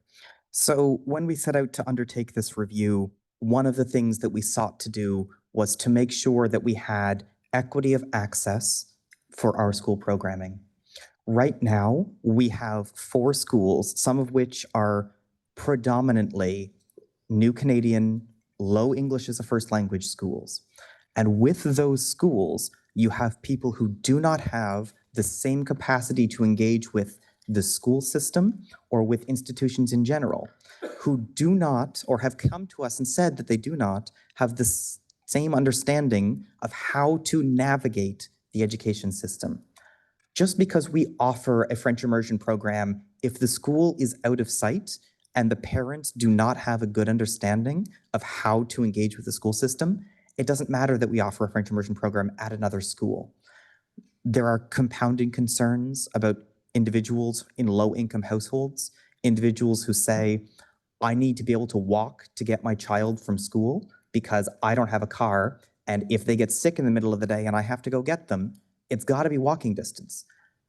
Those families do not have the same meaningful access to French immersion that we have at other sites. And I appreciate that there are concerns about program viability at some of these schools. I appreciate that if we put a French immersion program in, we have the potential to have very low French enrollment numbers. We have also noted throughout all of the history at this district, whenever you put a French immersion program in a new site, there is immediate and significant uptake. I am okay with phasing in this if it is what is necessary, but I really believe that we need to be offering French immersion at every school. We need to commit to these communities. We need to be willing to say, we're not accepting that some families, particularly families who have not been able to advocate for themselves, are deprived of having French immersion at their local school. When you look at which schools have historically had French immersion, they have been in neighborhoods where the families were able to lobby for French immersion. I don't want to be looking back 20 years from now and saying, which schools are the English-only schools? Of course it's the poor schools, because the school board trustees at the time were unwilling to make the changes necessary to put French access in those sites. And I cannot conscience passing the EPR with English-only schools in low-income areas. And so I would encourage all of my colleagues to support this. I am willing to hear amendments if it needs to be phased. I'm willing to hear amendments on anything people can think of. But I really do encourage everyone to consider the message we are sending by leaving English-only schools in low-income neighborhoods. All right, thank you, Trustee Lyra. I'm going to hand it over to the director and staff to comment, and then we will start. We have a speakers list started. Through you, Madam Chair, I appreciate again the spirit of the motion brought forward by the trustee. This does represent what staff was tasked to do in the original proposal. Staff didn't misunderstand the original task before us and looked to provide dual track options across all sites for feedback from our communities. Without question, what that caused are pressure points in other areas, including grade configurations and the way that we would need to organize schools to make those programs viable site to site to site. I think Trustee Lyra highlighted it and what she appreciated, that those were significant considerations. I'll turn it over to General Manager Ostafchuk. But in essence, what we're talking about here, and I do want to clarify, there's a fifth school that is English only in the proposal in terms of Dunlop, and I think that just might be an oversight, but that'll be up to the Board of Trustees. Staff looked to do that in the original proposal and got feedback that it would in a number of areas, including Arch and Hawthorne, would have reconfigured other sites significantly. Pleasant Park Public School, Roberta Bondar, other elements. So I return to the point that staff went out with an original proposal to gather feedback and has brought forward a revised proposal and the recommendations this evening that balances reasonably and responsibly the multifaceted dynamic of this change management process. I'll turn it over to the General Manager for additional specific commentary. Madam Chair, through you, I was going to make the same point as the director. Dunlop is also an English-only school. Hawthorne will add an E to the end of it, just for clarity's sake. I understand what Trustee Lyra is attempting to do here. It does not sit well with us either that we have English-only schools left in the district, but it does speak to viability, and it does speak to what we've got left over at adjacent schools. We've just seen this now. I haven't had time to go through all of the boundaries and look at the impacts. But I can tell you, for example, you've listed Convent Glen. Convent Glen is an English-only school with a boundary that's the same as Henry Larson's FI boundary. No good way to simply draw, line down the middle and say, this one's this and that one's that. That's the reason that we left these English schools. Certainly to look forward in the future to changing demographics and opportunities that may present themselves further down the line, absolutely. But right now, we didn't have enough program viability for those schools, Henry Larson and Convent Glen, dual tracking. You've just got it single tracking. So it's something where I know that Superintendent McCoy was asking with regard to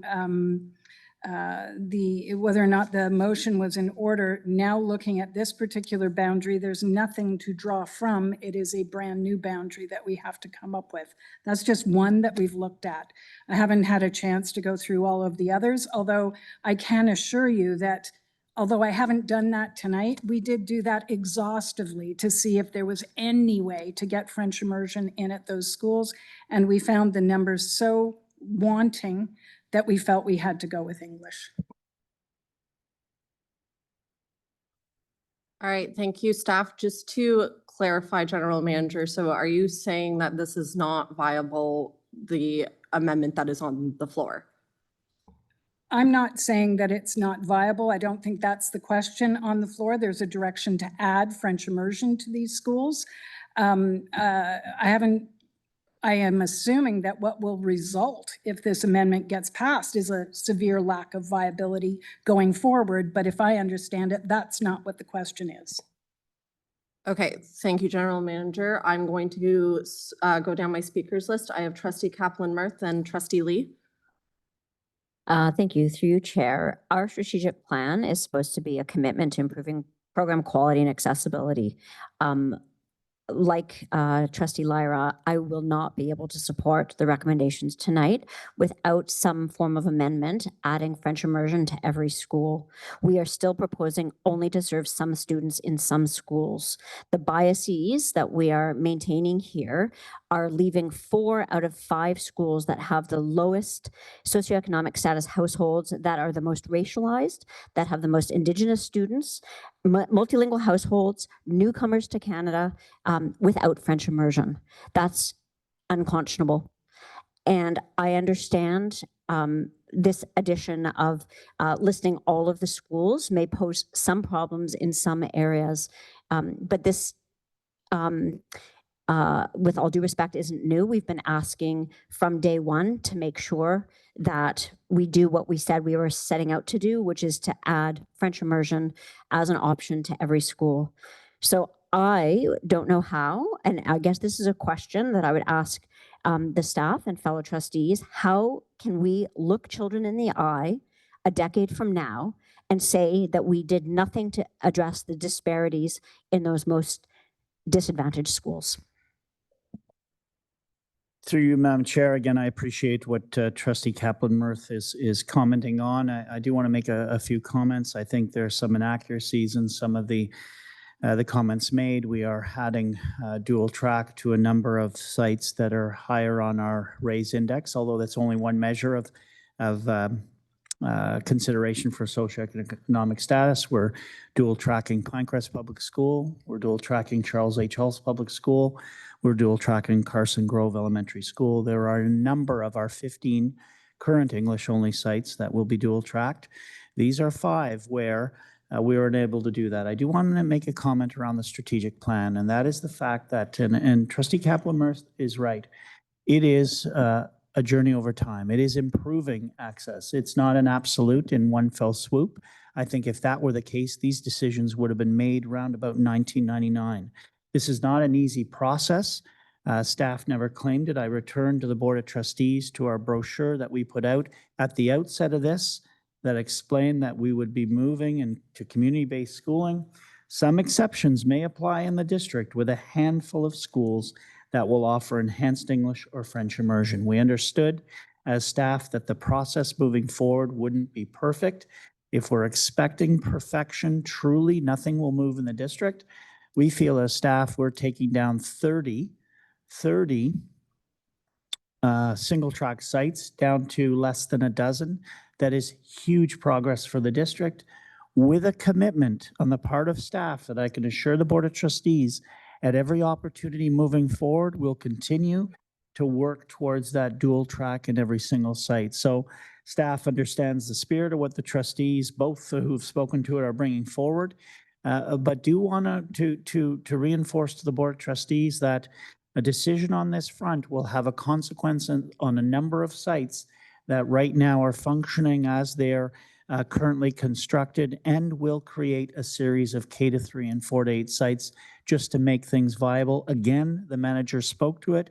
We'd be returning in essence here to the original proposal, for which we've got thousands of pieces of feedback. I don't know why we would go out to consult with the community. I think Trustee Presley raises a good point around trust and going out to consult with the community. This is not an easy process. There's never going to be 100% approval or disapproval.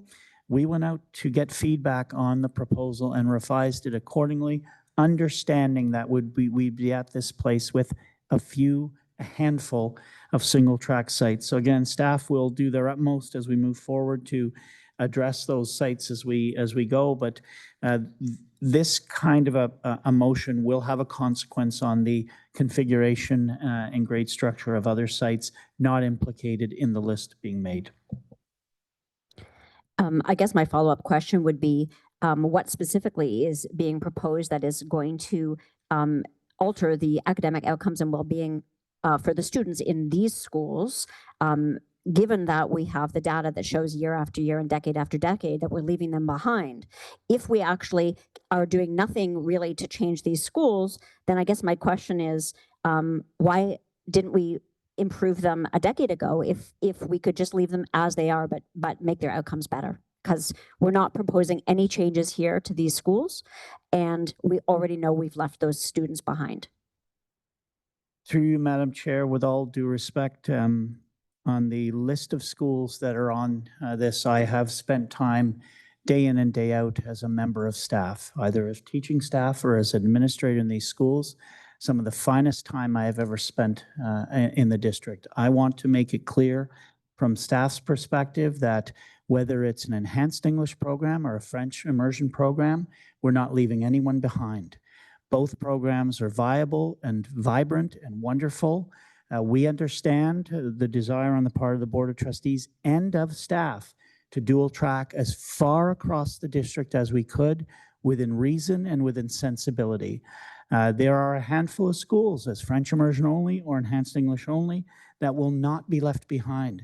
They will continue to be vibrant places of learning for our students, our staff, and our school communities, and that we will continue as staff to support both of those programs wherever they exist, single track or dual track. And staff is thrilled to bring forward a recommendation this evening that has the vast majority of our sites dual tracked. This is tremendous progress for the district. It is not perfection, it's progress, and we'll continue to work at it. I haven't seen a report yet in my time since returning as a director or previously as a member of senior staff for a decade that ever had the word perfection in it. I haven't seen it at this table, that we ever brought any report forward on any front, achievement, well-being, or equity related, that claimed perfection, not one. And I would request that if there were such a report, bring it to my attention. I'd like to have a read. So actually, to follow up, nobody said anything about perfection. I'm referring to our own data on achievement outcomes and well-being, which indicates year after year that these are the students, our racialized students, our lower socioeconomic status households, our newcomers to Canada, our Indigenous students, our students with disabilities. These are the students who are not thriving in our schools. And I'm asking, what metrics are you going to use to provide evidence that you're going to do something to improve their lot? Because in this in this recommendation, we are not doing anything to address these students at these schools. Thank you. Through you, Madam Chair, I will say that I want to be really clear and careful as staff that our most disadvantaged, our students who are experiencing challenges, don't simply exist in these 4 sites. They exist everywhere across the district. We have work to do to what Trustee Kaplan-Murth is speaking to.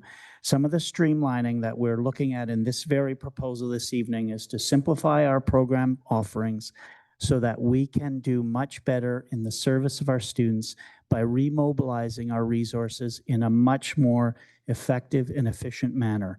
It is not to say that at these 4 or 5 sites, if we add Dunlop, that is where all of the issues of the district occur. It's simply not the case. We've got strengths in these sites and areas of growth and concern in these sites. We've got strengths in other sites and areas of growth in other sites. So I don't want to make a false argument here that the schools highlighted are where we've got our greatest issues. There may be issues at these sites, but there are also strengths in these sites, and I have worked at schools on the list. I could speak to it firsthand, day in and day out. So I just want to be careful here that we're not painting a picture. I understand what the trustee is bringing forward. Staff will commit to, over time, doing our very best to move more and more schools into a dual track offering, whether that's French immersion or enhanced English, whatever it is that they may not have. It's a work in progress for our district, and I'm proud that we're getting at it this evening in what staff is bringing forward. Before I hand it back over to you, Trustee Kaplan-Murth, if we can have the recommendation removed from the screen so that we can see the timer, that would be appreciated. Please go ahead, Trustee Kaplan-Murth. So I'm speaking to my constituents, to my schools, to these specific populations that are disadvantaged. I'm not speaking to the rest of the district. When I say that I can't look them in the eye and say we're doing nothing to address these disparities. So I will not be able to support these recommendations unless we do something specific for those identified populations that we ourselves as a district have identified year after year, decade after decade, and committed to, but not shown any progress with. Thank you, Trustee Kaplan-Murth. I'm going down my speakers list and I have Trustee Lee. Thank you, Madam Chair. Thank you to the director for mentioning that Dunlop is not on the list. However, I wanted to note that, yes, that Dunlop is one of the other English only elementary schools that are still on the updated list, and recognizing that that was a compromise from the significant grade structure overhaul that would have occurred. Specifically to the motion that's on the floor, the amendment on the floor, we had a very similar conversation about this very recently, and I'm wondering with the staff, has there been any information that has changed since the last time we had this conversation? Madam Chair, no, there hasn't been any new information. Okay, perfect. Thank you, Madam Chair. All right, thank you, Trustee Lee. Going down my first time speakers list, I have Trustee Scott, then Trustee Blackburn, and then we'll go into second times. Trustee Scott, please go ahead. Thank you. First of all, I would like to inform trustees who may not be aware that North Gore Marlborough is not a school that serves a low socioeconomic status neighborhood, nor is it a highly racialized school. It is an English-only school that has been doing an excellent job for its students for many years and has achieved good results on EQAO testing and other measures. The original proposal would have dual-tracked this school, but it would have been a K-3, 4 to 8 situation for two schools that are rural and 7 kilometers apart, which would have posed significant inconvenience for families if there were children who were ill who needed to be picked up from school, and for a host of other reasons. It has worked well. I would dearly love to see both of those schools fully dual track, but now is not the time. So I would like to sub-amend to delete North Gore Marlborough from this list. Is that sub-amendment considered friendly? I'm going to assume not. It is considered friendly. Okay, so that will be removed from the list, Trustee Scott. Thank you. All right, thank you. Trustee Blackburn? Thank you, Madam Chair, and through you. I will not be supporting this. To me, this is just a re-debate, essentially of what we've debated previously. While I find Trustee Evans, the sentiment of what Trustee Evans is trying to do laudable, we all of us, I believe, having worked with you for a while now, believe in equity. But once again, the rub comes sometimes on we disagree on how to get that equity. And in my opinion, based on my experience, if we do this, if we support this and create a bunch of non-viable programs, we're actually going to do more harm than we are good. And I don't see, by doing more harm than good, how we accomplish equity for anybody. So I will not be supporting this. Thank you, Madam Chair. Thank you, Trustee Blackburn. Before I go to second time speaker, Trustee Jenkins, can you please take the chair? Go ahead, please. All right, thank you, Trustee Jenkins. I wanted to add my voice as the representative for Covent Glen that I really appreciate the intention and I would love to have dual track in every single school. But this was a compromise with the community that wanted to see higher grade structures in its program viability. And I'll be speaking to it later when we get to the discussion on recommendation A and C. But I think the the goals of having standardized grade structures to programs in every school are in conflict with one another, and that is something that I wish we could take back. But because of that, that is why Covent Glen is on this, is to create higher grade structures in all of the school clusters. So I really appreciate the intention. I cannot support this motion because this is the compromise with the community. Yeah, that's everything, Madam Chair. Chair, back to you then. All right, thank you. We'll go to second time speakers. So second time trustee speaker. So I have trustee Lara and then I apologize. We just had a first time speaker added. So we'll do trustee Bella and then second time speaker trustee Lara. Thank you, everyone. I would like to propose a sub-amendment to this motion. Okay, please go ahead. I would like to add in the words, once viable within the next 10 years. Where in the amendment? Do you need it back on the screen? I need it on the screen Yeah, in if order you can to. share it on the screen, please. And I'm going, once we confirm where, I'll be looking to see if this is a friendly amendment. Okay. So where would you like it added, trustee Bell? Each of the following schools, and then ... the three schools are listed, and then the clause would be once. I'm not sure if that's the perfect place for it to be. Maybe if I could confer with staff, I think it makes sense right after that, within the next 10 years, period. I'm going to look to the executive officer. And then I would actually, as part of the sub-amendment, Trustee Bell, we're gonna first address the sub-amendment that you have put on to see if it is viable where it is, and then you can continue. Executive officer. So I guess the sub-amendment assumes that it's going to be viable, and I guess raises the question about what that means and sort of makes it,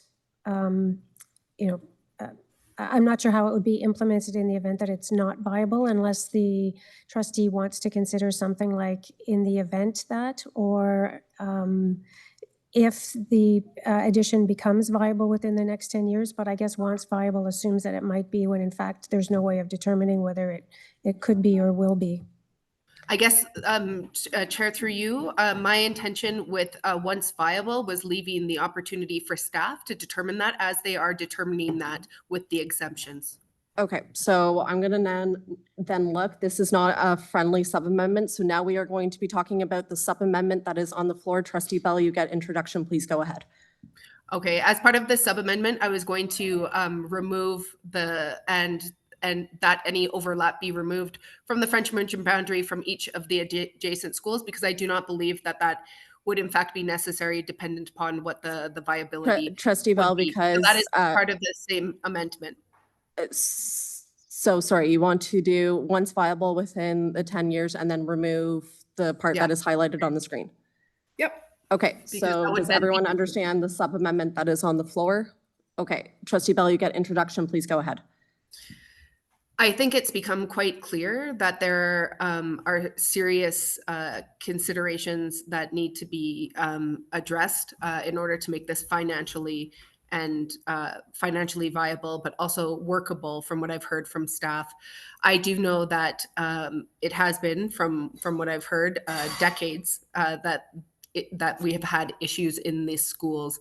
And if we, in fact, around the table do truly believe that equity of access is something that is absolutely important, what we've heard from our general manager is that this could be, in fact, revisited if it became viable. And therefore, I would like to I don't want this to just be thrown away. I don't want this to just be out of sight, out of mind. We've made a commitment to this EPR, so let's put a time frame on what could in fact be possible. Let's make a commitment that we will come back and we will address this within the next 10 years. Because as it's currently worded, I don't think it's going to pass without the amendment. All right, thank you, Trustee Bell. We're gonna have staff comment and then I will go down my speakers list. Director or whoever from staff would like to comment. Through you, Madam Chair, thank you. Again, appreciate the spirit of this from Trustee Bell. I'm going to ask General Manager Ostfachuk to comment. I do worry a little bit about some of the time frame elements because there are a series of factors that may change over time that would really necessitate that staff and the governance body look at programs and services. A good example of that is the school closure moratorium, but I'll get the general manager's comment around the spirit of this. I think in principle, staff agrees. We will, at the very earliest opportunity, that it is feasibly viable and sensible to address some of the concerns that are raised in the motion. Staff will do that anyway, quite frankly, aside from any necessity of a motion, but I'll get the manager's comment if there's any wording that might help it. But in principle, understand what the trustee's getting at. And to be frank, part of what the opening introduction was from staff, that we'll look to do this over time. Madam Chair, I can't think of any wording that helps it in particular. I mean, I think, again, this is something that we'd look to do anyhow in the future. I would have to suggest to you that what we've always tried to achieve in the planning department anyhow is stability for the areas that we have accommodation reviews, and we look for about 5 years worth of stability. You know, I've got 20 years experience here. I cannot see these areas changing within that 5-year horizon. I don't know if they're going to change in the 10-year horizon, and I don't know what else is going to be thrown our way in 10 years that will influence it. As the director mentioned, we've got groups lobbying the province to lift the moratorium on school closures. I mean, a number of things could happen in the future, and I don't know how they're going to influence it. So you have our commitment as staff that this is something that we certainly want to do. We're not pleased leaving 5 schools with English only, but we know the alternative to getting all of those schools dual tracked was not palatable to the general population because it came with those changes of grade configuration. I have no idea how that's going to change in the short term or really the necessity of this particular motion. All right, thank you. We'll go down the speakers list. So I have Trustee Lara, then Trustee Kaplan-Worth. Trustee Lara. My apologies. Dunlop was supposed to be on this list. It was a typographical error. We're talking about the sub-amendment on the floor. It Oh, can come- yeah, sorry. Yeah, sorry. So this was not friendly because I don't think a 10-year horizon is a good way to do governance. I think it should be looked at as soon as it's viable. And I think a soft commitment of once viable in the next 10 years does imply it will be viable in the next 10 years. And I disagree with the premise that it's not viable now, because I firmly believe the communities that have come forward and said, we are willing to enroll our child in French immersion at these schools if there was a French immersion program at these schools. So I guess this isn't friendly to me because I don't agree with the premise that they're not viable currently. And I don't think it's good to create these long vision, nebulous motions. So not friendly on multiple accounts. Thank you, Trustee Lara. Trustee Kaplan-Worth.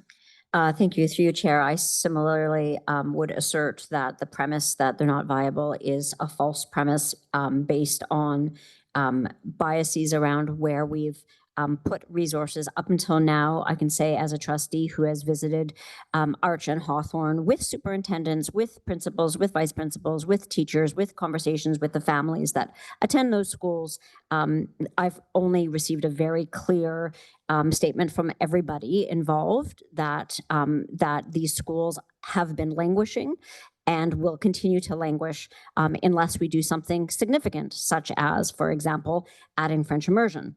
I also think that assertions that that recommendations weren't palatable to the general population is disrespectful to the voices of the people who aren't the advantaged, who don't have the ability to lobby, who are not the tens of thousands of emails that we receive, but are rather the people who show up one-on-one to community consultations and say they wanted French immersion, and they are not going to be happy when we say, well, don't worry, once the moratorium is lifted, we'll just close those schools and then this won't be a problem anymore. So I don't agree with making this viable in 10 years.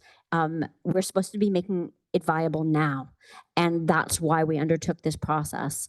I understand why other trustees don't feel that it's necessary in their district, in their zones, and I respect that. If it's not needed in Covent Glen, if it's not needed in Dunlop, if it's not needed in North Gore, but for Arch Street and Hawthorne, I can tell you as a trustee representing those constituents, they did want French immersion.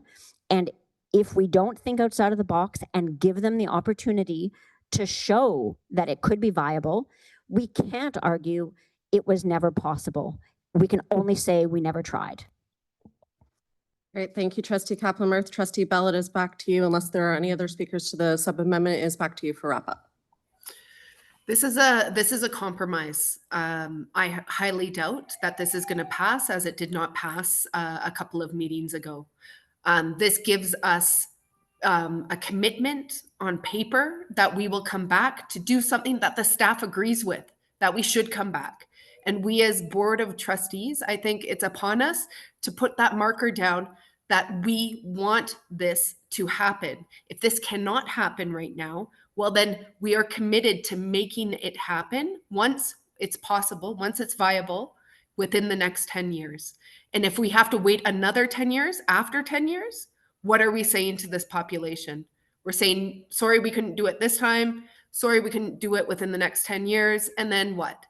And so right now, the staff has agreed and it's a compromise. And so I hope my fellow trustees will vote in favor and show these schools that we're actually taking a step to make this concrete, on paper, a commitment to them.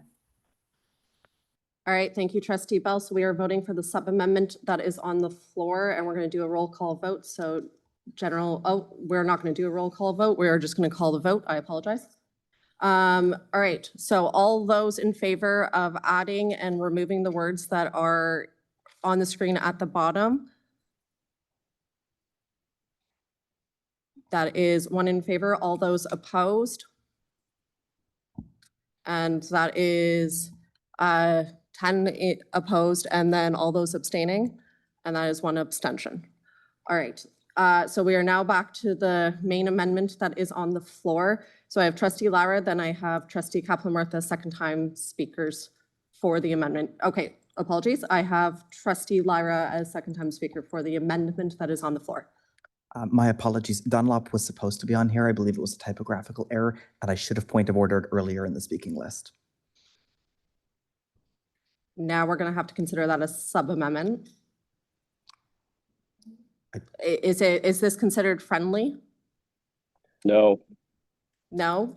Okay, then I will it's my motion. I will sub-amend to put Dunlop, which was intended to be in here, in here. All right, so we are now talking to the Mike. sub-amendment of adding Dunlop to the, apologies. We are now talking to the sub-amendment to add Dunlop to the list. So Trustee Lara. Thank you. So this list was intended to be all of the schools with English only, set to become English only populations. I did not oppose to the removal of North Gore because in conversations with Trustee Scott, I have come to understand that there is a difference in the rural context, as well as the fact that it is not one of the schools that continually struggles.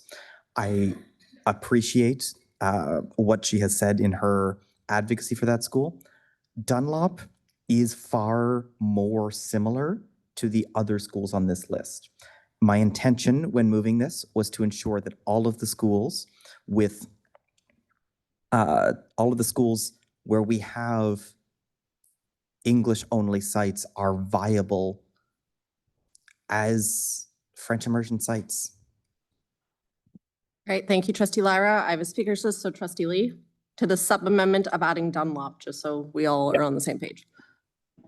Yeah, so equally as has been said previously, like I would ideally have liked to see dual track at Dunlop, but the reality in that area, Dunlop is one of the smallest schools in the district, And when we were looking at, and when the initial proposal was made, in order to make Dunlop viable with its French immersion program, would have required a substantial addition of a 7-8 school at Bondar in order for it to work. And the feedback, similar to what the director said, with regards to that 7-8 school, that would have come to fruition was that it was not favorable. And so as a result from this compromise of leaving Dunlop as an English only school was one of the compromises that was made. And that's why I continue to think and will say not to add Dunlop to this list. All right, thank you, Trustee Lee. I am seeing no other speakers to the sub-amendment. Trustee Lara does not require a wrap-up.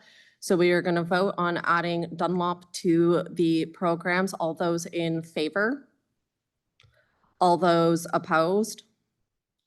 And that fails. All right, so Trustee Lara, we'll be back to you to speak to the main amendment on the floor. All right. So I've heard the word compromised used a number of times by various trustees, but I want people to consider who it is a compromise with. Who are we compromising, and whose education are we compromising? We are giving up the education of people in low-income areas in exchange for community contentment from the people who know enough to send us 1 million emails. And so I'm very disappointed in the removal of Dunlop, but I'm going to encourage everyone to support this because I think as education is our primary business, we need to be most concerned with ensuring that the programs that we are offering and the outcomes that we are getting benefit our students. I appreciate that it might be more difficult for families in a K-3, 4-8 school model. I appreciate that. But we are responsible for education. Childcare is a nice benefit. We are responsible for ensuring the future generation has the tools they need to succeed in society. And I think we are leaving a substantial part of our population without the tools to succeed in society. So for that reason, I would encourage all of my colleagues to support this. Trustee Lara, that did sound like wrap-up, but we do have That was one intended more- to be wrap up. Yes, we do have one more speaker on the list. So Anthony, please go ahead. Through you, the chair. Taking into consideration all the difficult considerations from the staff for the program viability of all these things, has consideration been given for the schools next to these 3 schools for busing in the students, not just giving them opportunity to go to the French immersion at these neighborhoods next door schools, but busing them in fully so that they are accessible to the schools and not missing the opportunity. Through you, Madam Chair, I appreciate the question, Anthony. Yes, the students in these schools will have access to the closest French immersion site within the boundary structure. So by all means, that will be a consideration, absolutely.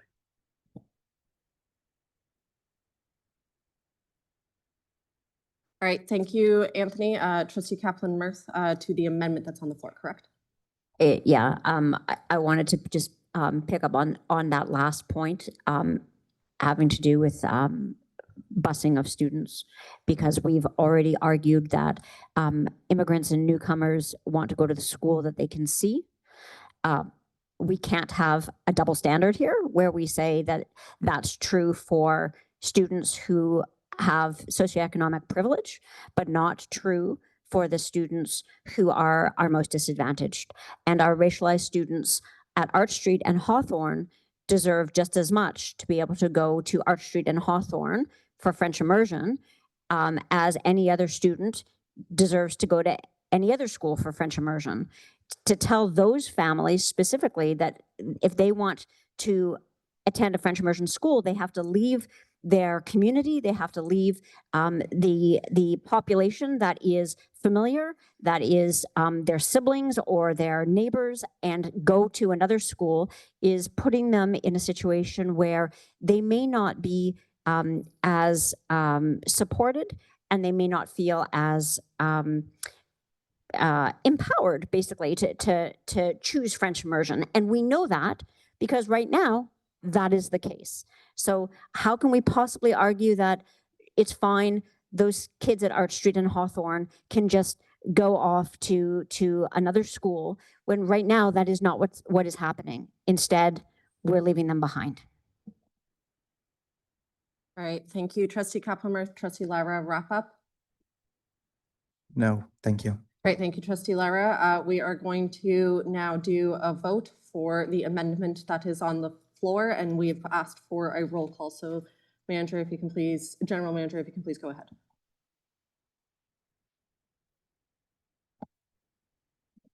Trustee Bell, In favor? Trustee Blackburn, Trustee Dixon, Oppose. Trustee Lyra, In favor. Trustee Forty, Opposed. Trustee Jenkins, Opposed? Trustee Kaplan-Meier, In favor. Trustee Lee, Opposed. Trustee Milburn, Opposed? Trustee Nash, Opposed. Trustee Presley, Opposed.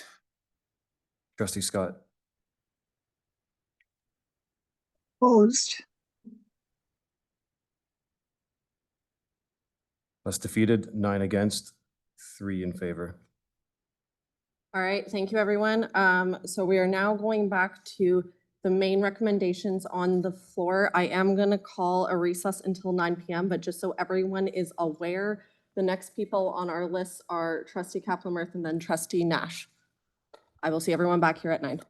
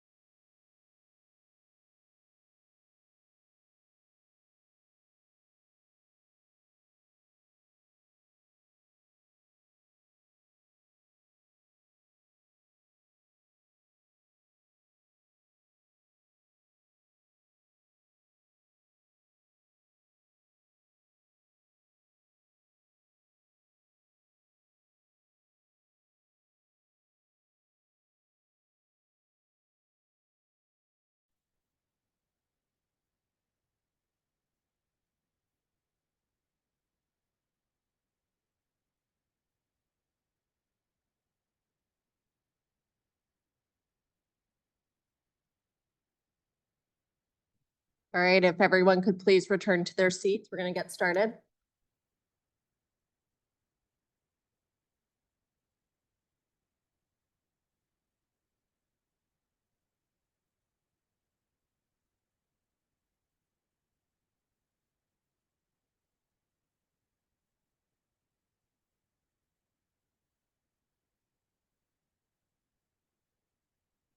Okay, we are bringing back the meeting. We're bringing the meeting back to order. So just as a reminder to everyone, we are currently talking about recommendation A and recommendation C in the on the floor right now. So trustee Kaplan-Murth, please go ahead. And then I have trustee Nash.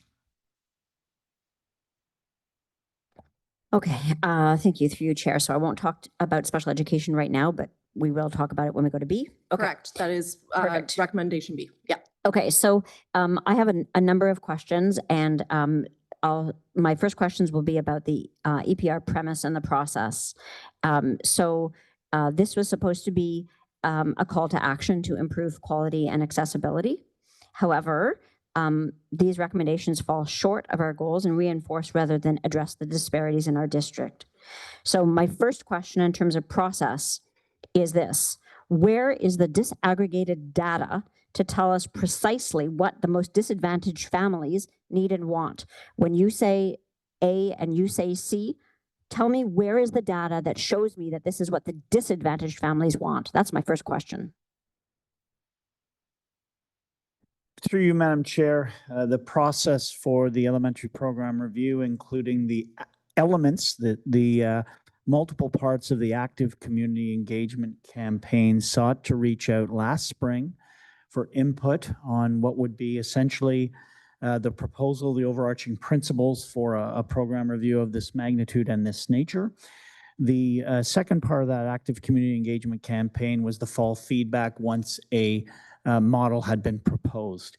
What I can say is that the factors that staff took into consideration, whether that's learning support services, program services, facilities through our planning department, or our READ, Research Evaluation and Analytics Department, took into consideration a multitude of factors and reached out to a number of communities specifically for input, not solely those who may be most fortunate in society, but specifically went out in the feedback to a number of communities, the SAIT groups. And I'll ask Ken, our strategic business analyst, to just give a couple of examples of where the staff went out to. I don't have them all off the top of my head.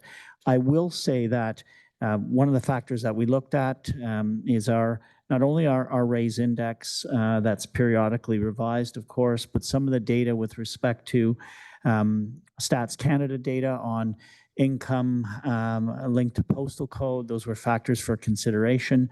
I will ask Ken to comment on some of the communities that we went out to as an organization. And again, I repeat, as staff, we're looking to improve equity of access to programs. We're not claiming perfection in a proposal brought forward. That's absolute. We're looking to move the district forward, and we think we are in addressing from 30 single track sites down to less than a dozen. So Ken, and just a couple of the communities that were reached out to, please.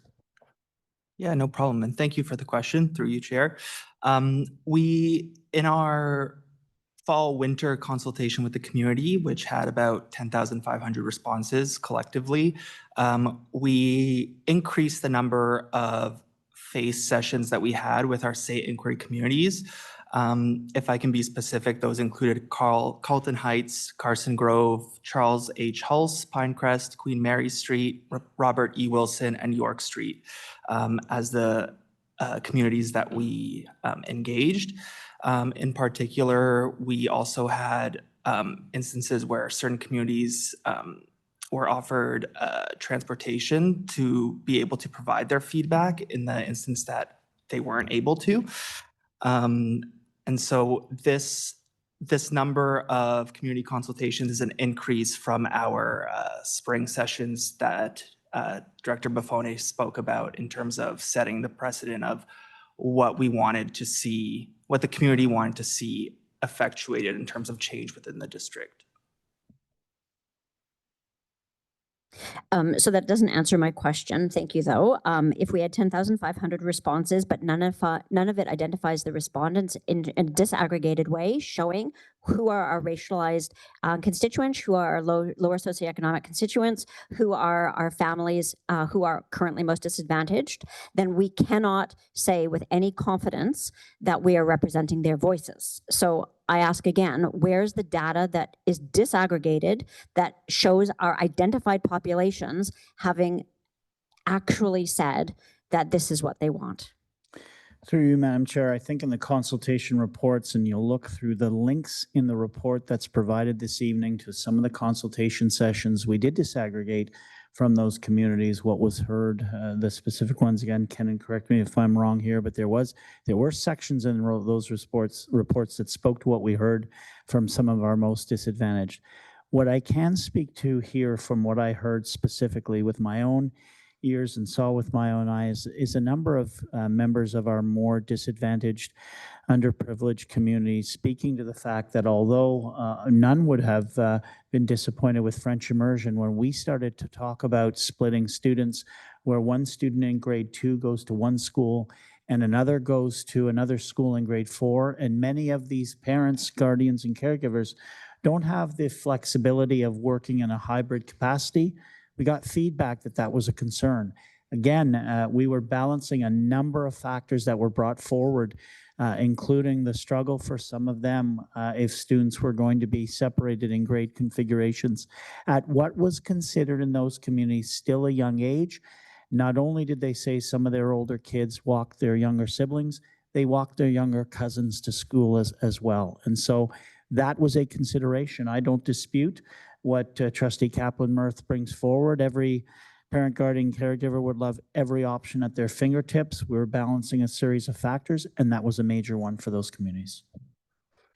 So my next question is, again, what metrics are you going to use to provide evidence that there are any substantive changes in the number of identified students, racialized students with disabilities, Indigenous students, lower socioeconomic households, multilingual students, students who are newcomers to Canada, in your proposed changes to A and C?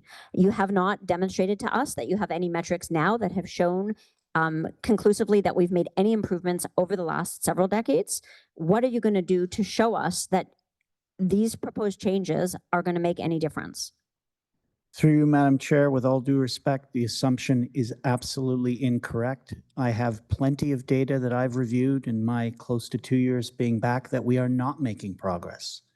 We have plenty of data that speaks exactly to what Trustee Kaplan-Myrth is saying, that we are stagnating as an organization, that we are spreading ourselves too thin, that we need to streamline our programs to 2 offerings, enhanced English and French immersion, which speaks to what this organization heard long before my return in a renewed strategic planning process, that we need to get smarter with our resources, mobilize them more effectively. We're not taking any money from this review and putting it in our back pocket. We are remobilizing what we have to serve students better.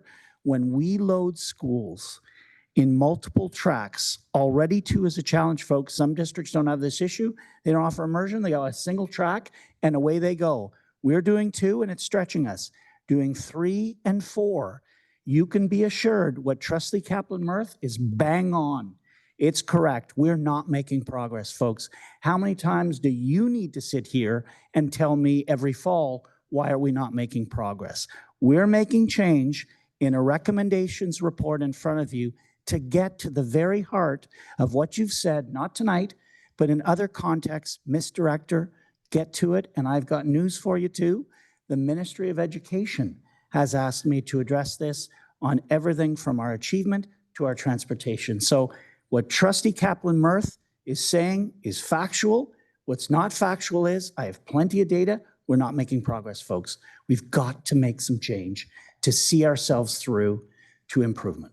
And I cannot wait to focus this organization in on achievement and well-being, and I'm reframing equity. I'm reframing equity, equity for achievement and equity for well-being, not equity for its own sake. This organization is entirely distracted from what we need to do for our students. I agree wholeheartedly with Trustee Kaplan-Murphy. And the only part I disagree with is we have plenty of data. We're not making progress. So actually, I did say that. We have not made progress year after year and decade after decade. So we agree on that point. My question is, what are we going to do that is different? So for example, in my conversations with these schools that we're not offering French immersion to, one of the things that parents asked me in Arabic and in Farsi and in other languages was, why would we believe that you're going to support English-only programs when you haven't decade after decade? And what is going to magically be different so that these schools don't remain lower tier, so that they're quantitatively and qualitatively consistently not scoring lower in academic achievement and well-being? So what are you going to do that is going to be different? We do not have a clear plan from you in terms of what's going to be different. Through you, Madam Chair, beyond the infrastructural changes that staff is putting in front of you this evening, and I want to make this comment with all due respect, this is the easy work.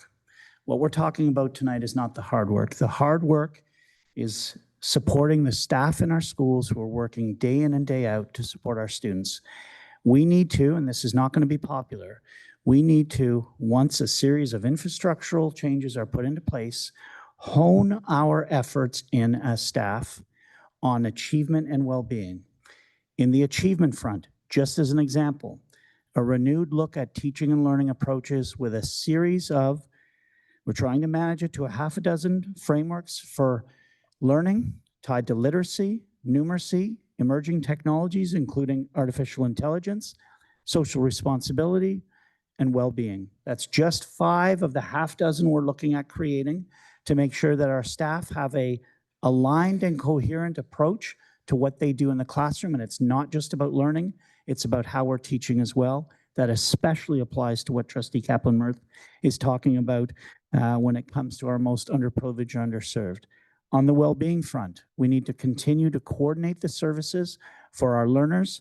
The infrastructural proposal in front of you this evening will connect students closer to their home community, because in the vast majority of the cases, we're reconnecting students over time with their local community school and remobilizing our resources to support our learners on everything from mental health to regulation or addressing dysregulation.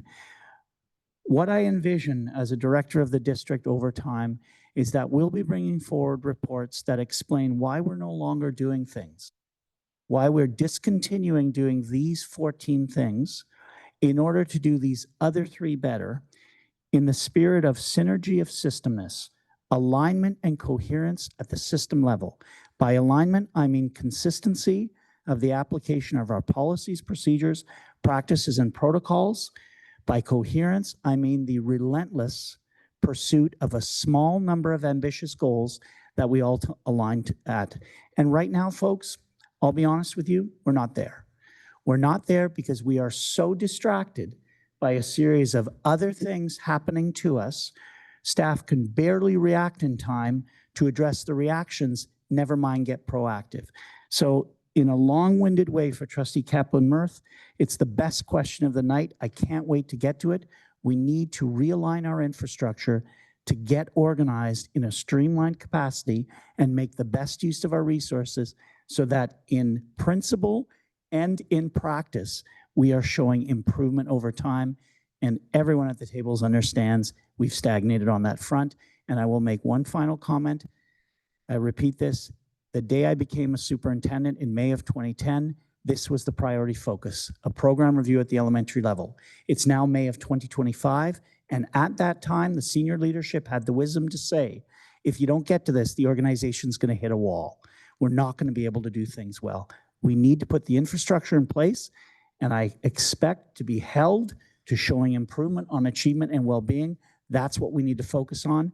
That's the hard work. This needs to be in place for that to happen. So we've heard that again and again, year after year and decade after decade. I guess my last question on this is, you keep saying we need to do more with less, but we know that you're going to ask us to pass an austerity budget. We know that there are going to be further cuts. And so if we were to support this tonight, what other cuts are we going to be expected to make that are going to then further disadvantage the same people that we're disadvantaging with these proposals? Before I hand it over to Director, if you would like to go on second time speakers list, please let us know. Through you, Madam Chair, there are no tricks up staff's sleeve. There are no hidden agendas behind the scenes. There are no conspiracy theory projects to shut down every single special program class we have. The proposal in front of you is staff's best thinking and staff's commitment to work hard on seeing improvement through. Do I have a crystal ball that guarantees you anything? No, I don't. What I can say is that all the research I've done in all of my learning as a senior leader has indicated that this district is textbook distracted. Sub out in any North American research around organizations you want in the education sector, and you could put our name into it for how we are completely taken off of our core objectives into all kinds of other things. And believe me, folks, I answer emails well into the night on things that happen at this table that I didn't create. So I am saying to you, we are putting a recommendation report in front of you to realign and streamline this organization. And then I'm hoping beyond hope that I don't get distracted on things I couldn't have even imagined. I need to do work as an instructional leader, an operational manager, and an organizational citizen for the students of the Ottawa Carleton District School Board. That's what this is about. I wish I could give you a crystal ball guarantee. I do not, but I can tell you all the research I've done indicates that we are a district that is taken way away from our core business, and we have strayed. And I don't need you to ask me that. You get it every year in the reports we provide you. All right, thank you, Trustee Kappelmarth, and thank you, Director. Going down my speakers list, I have Trustee Nash.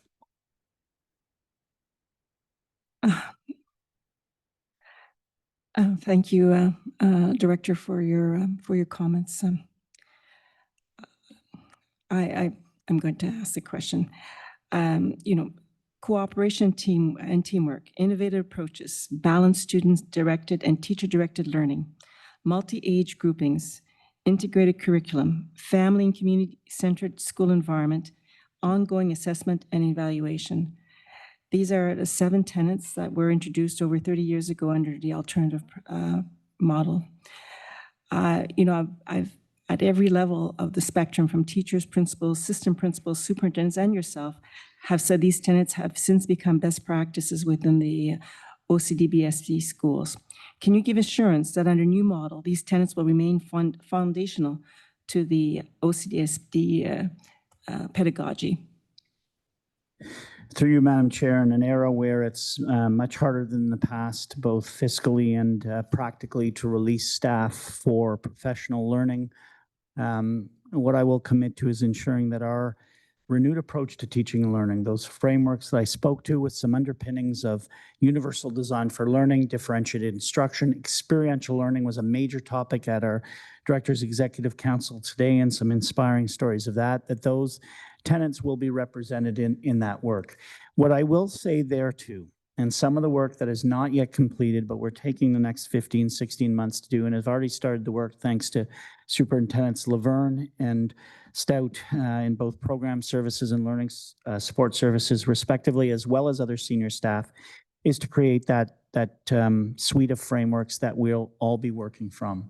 The playbook for us as an organization moving forward, so that we can develop a synergy in what we expect as leaders of the organization of our staff, and what we empower our principals and vice principals as look for in the classroom as they help their teaching staff, our talented and committed staff, meet the needs of our learners. We do need to get more explicit. We need to get more specific. Every student is important. We need to be able to speak to what it means to have a literacy framework. We can't just gloss over it. And if we can't describe it, then it's not happening. Or at least, at the very least, we're not supporting the people who are to put into place. So all to say, there's a commitment on my part, and I know staff's, to integrate the tenants, but I do want to be cautious that I don't want to end up as a district with 92 frameworks for staff to follow. It means we don't have any direction. We're battling to keep it under 6, but we need to refine it. We need to tighten it so that we can really make a difference for our students And that is hard, hard work. It's harder work than what we're doing this evening. And I credit our staff for doing it at a time when the needs of our students are more complex than ever. So all to say, there's a commitment to integrate those practices where their value add into those frameworks as we move forward. And I look forward to, over the course of next school year, updates on our progress on that front. And how we implement that going into the fall of 2026 in a renewed process. Staff does need time to do that work and to work with our staff to see that through. It's not something that comes solely from 133 Greenbank. It's something you work through with members of our talented staff as professionals, and we're beginning that work. This infrastructure will help it along. Great, thank you, Trustee Nash. Student Trustee Zhang.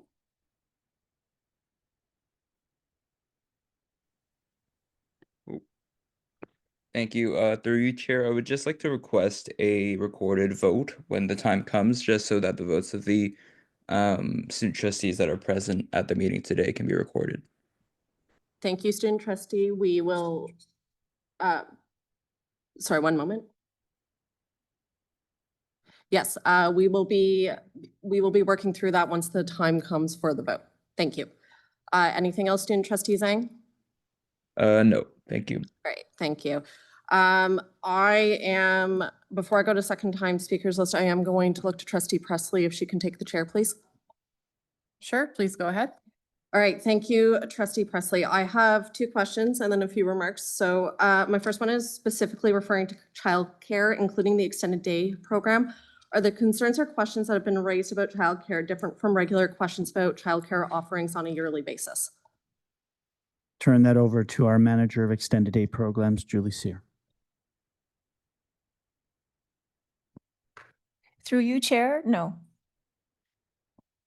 All right, thank you. My next question is, so since commencing the elementary program review in April 2024, I've asked on numerous occasions if the elementary program review was driven by budget and cost savings. I've consistently received the answer that it is not. It's been driven by feedback from the strategic planning sessions, educational pedagogy, and it was the right thing to do in the name of addressing inequities in our system, that cost savings was not a goal.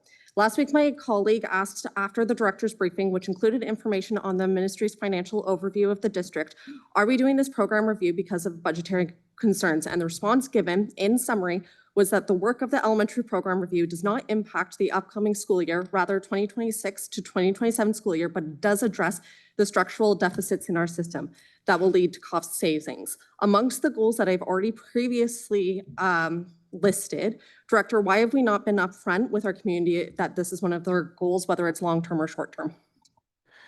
Through you, Madam Chair, appreciate the commentary. I do think there is always a reality, no matter what we do. What we did yesterday, what we did today, and what we're going to do tomorrow, that ties to budget. We simply have a budget and we action it as part of our resources. We don't have staff that work voluntarily. We don't have resources that are gifted to us from external agencies and organizations that say here. We have a budget.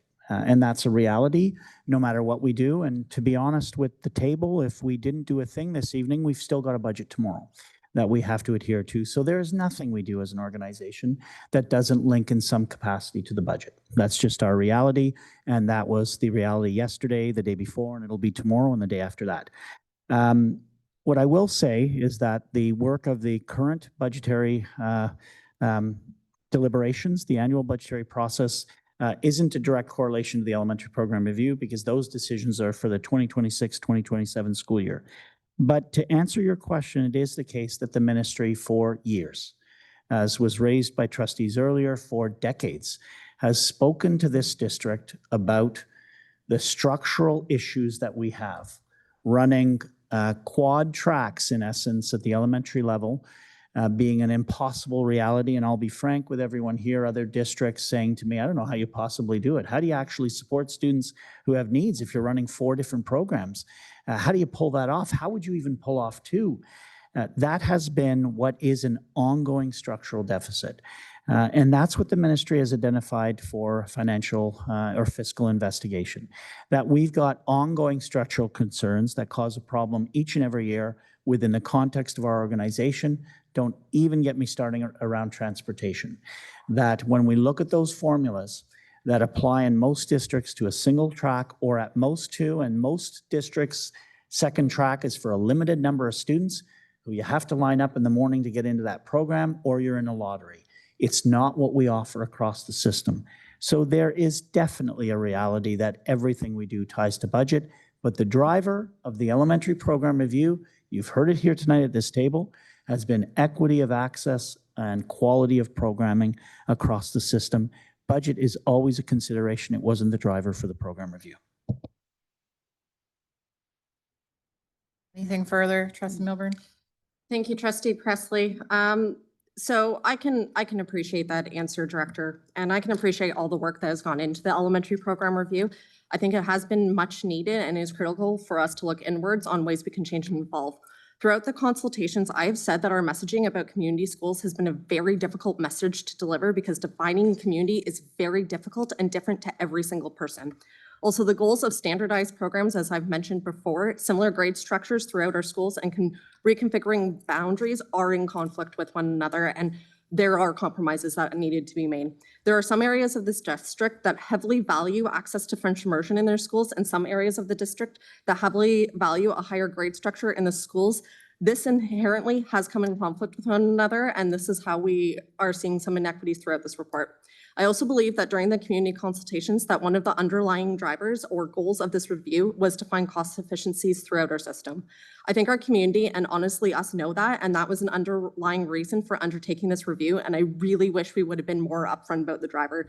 I think post-elementary program review, it's going to be key for us to look back on the lessons we've learned through public engagement and what we would change in all of the consultation.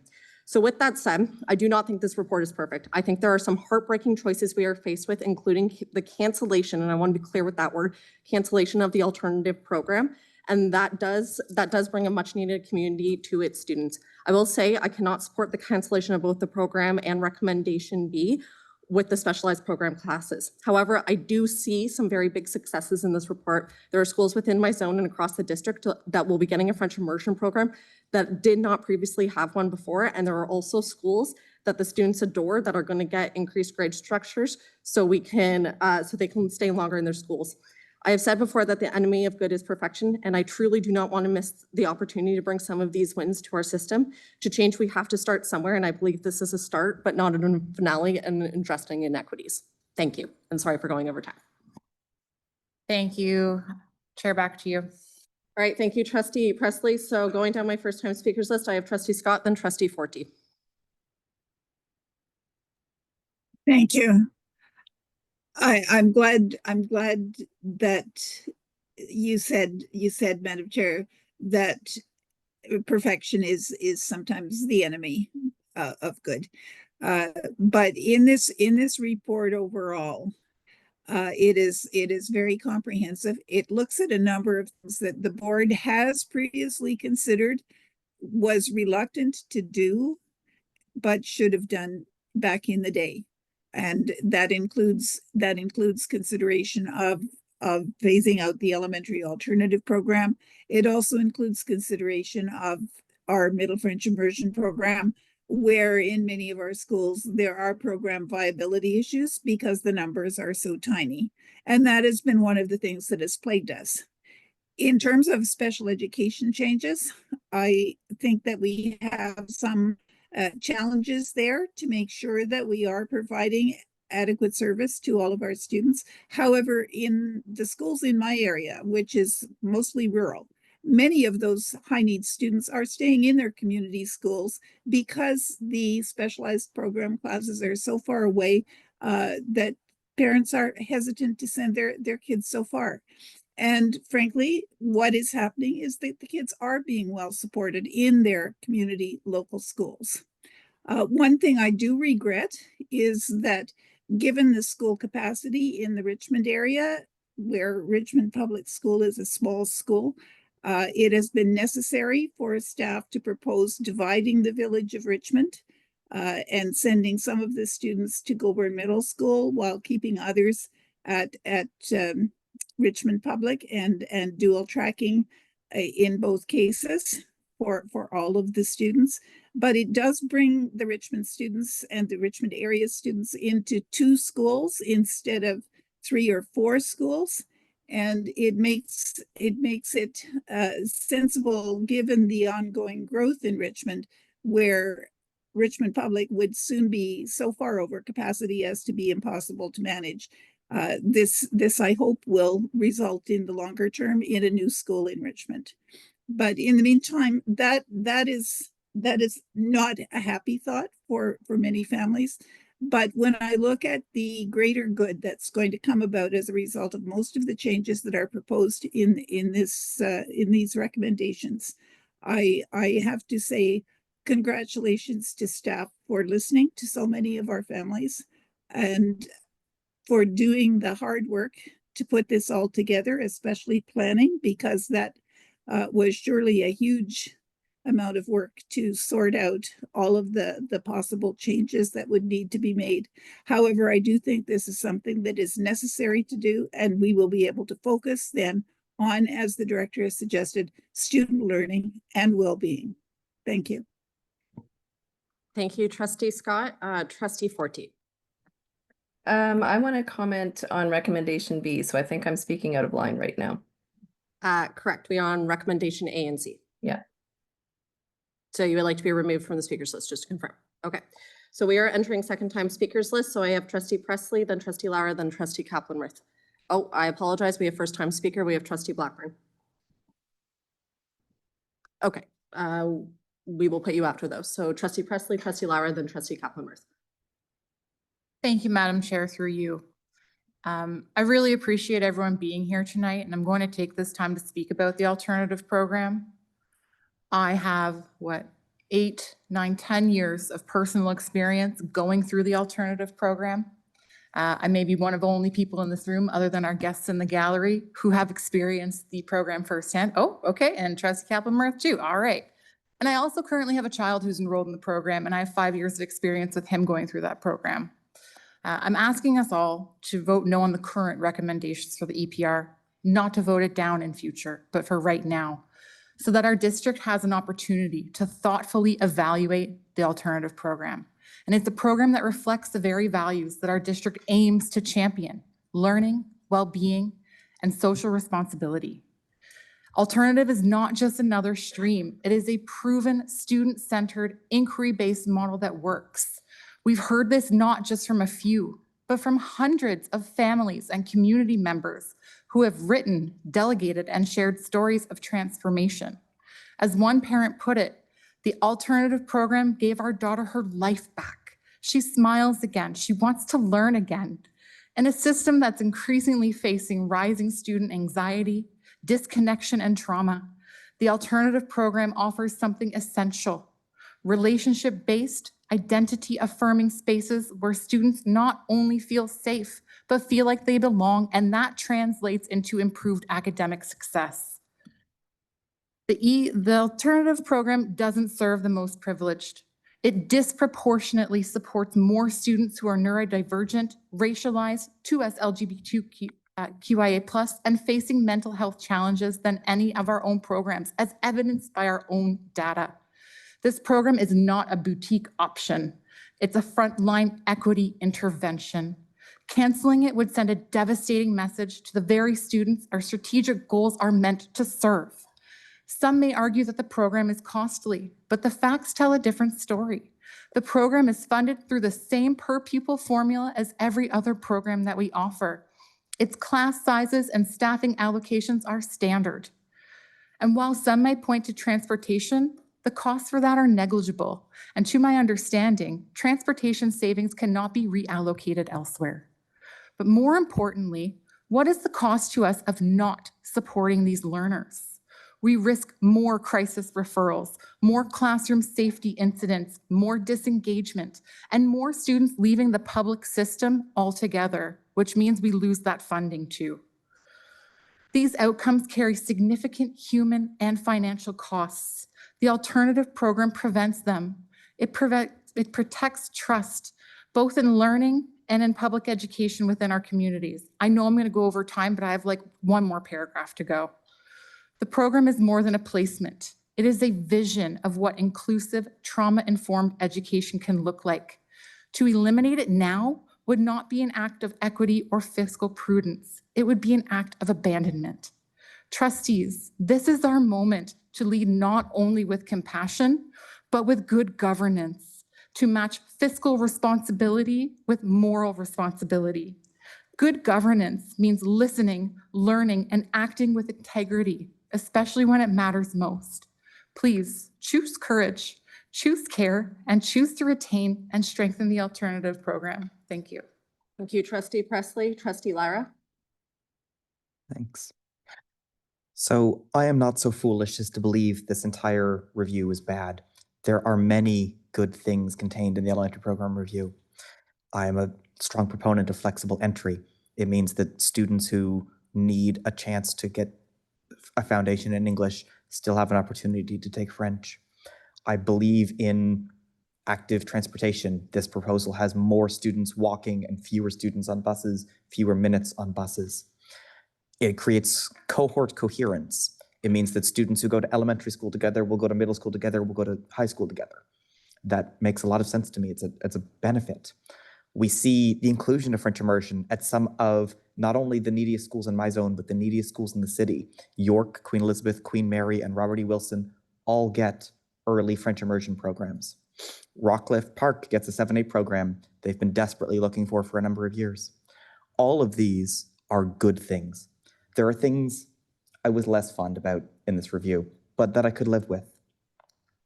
There will be neighborhood inequities between schools. We will still have schools where the parent councils can fundraise $100,000 every other year, and other schools where the parent councils struggle to fundraise $1,000 to support the extracurriculars at their school. We all know, and the director has spoken to it, that this review is a symptom of a structural deficit at the district. And I appreciate there's a lot of things that we would like to do, a lot of things we could spend money on if we had that money, and cuts to education don't heal. They don't get better over time. And we all know that the cuts that are going to be made are going to have significant long-term impacts to the students. I acknowledge what trustees, both Milburn and Scott, have said about the enemy of good is perfection. And I was not expecting perfection. I acknowledge that this report cannot be a panacea. It cannot solve every issue that the district has. But I cannot, in good conscience, support something that is going to build systemic barriers that we are going to look back on in 10 years and say, how could those trustees have done that? How could those trustees have left the programs that we know struggle the most in communities that we know struggle the most? We heard from the director a moment ago about how families walk together, about how the oldest cousin walks all of the younger cousins. If that oldest cousin was in an English program and we don't put French immersion in that school, we are now condemning every one of those children to a lack of choice because they don't have, my apologies, the ability to go to a school that they can't get walked to. And so I really do appreciate all of the work that went into this. And it is my hope that if this gets voted down, it will come back with the changes that are necessary to support English in every school. And for that reason, I'm going to be voting against the proposal on the table for parts A and C. Thank you, Trustee Lara. Trustee Kaplan-Myrthy, and then Trustee Blackburn. Thank you, through you, Chair. So I want to talk about the continuum of inclusion, and I'll come back to this again when we discuss special education, but I think that this is important in the context of talking about alternative schools. And as Trustee Lara said, I think the whole idea of perfection is actually a red herring. Nobody's asking for perfection here.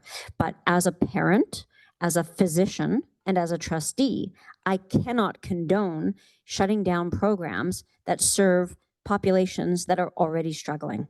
And what we do know is while we say that a continuum of inclusion will ensure that every learner feels valued and supported, that it optimizes learning pathways through equitable access to differentiation, all of these are words that are cheap. They're cheap because we haven't actually ensured that those students are included. That's why they ended up in alternative schools. And I understand that I've heard from the director that there's going to be some sort of commitment to educators to shift their mindset, some sort of paradigm shift in which they're going to say to all of those students who are neurodiverse, who were pushed out, and all of those students who have disabilities who were pushed out, and all of those Indigenous students and other marginalized students who were pushed out, that they're going to have to, that it's going to be their responsibility to make sure that they're included. But I don't see how through magical thinking, we're going to actually include those students.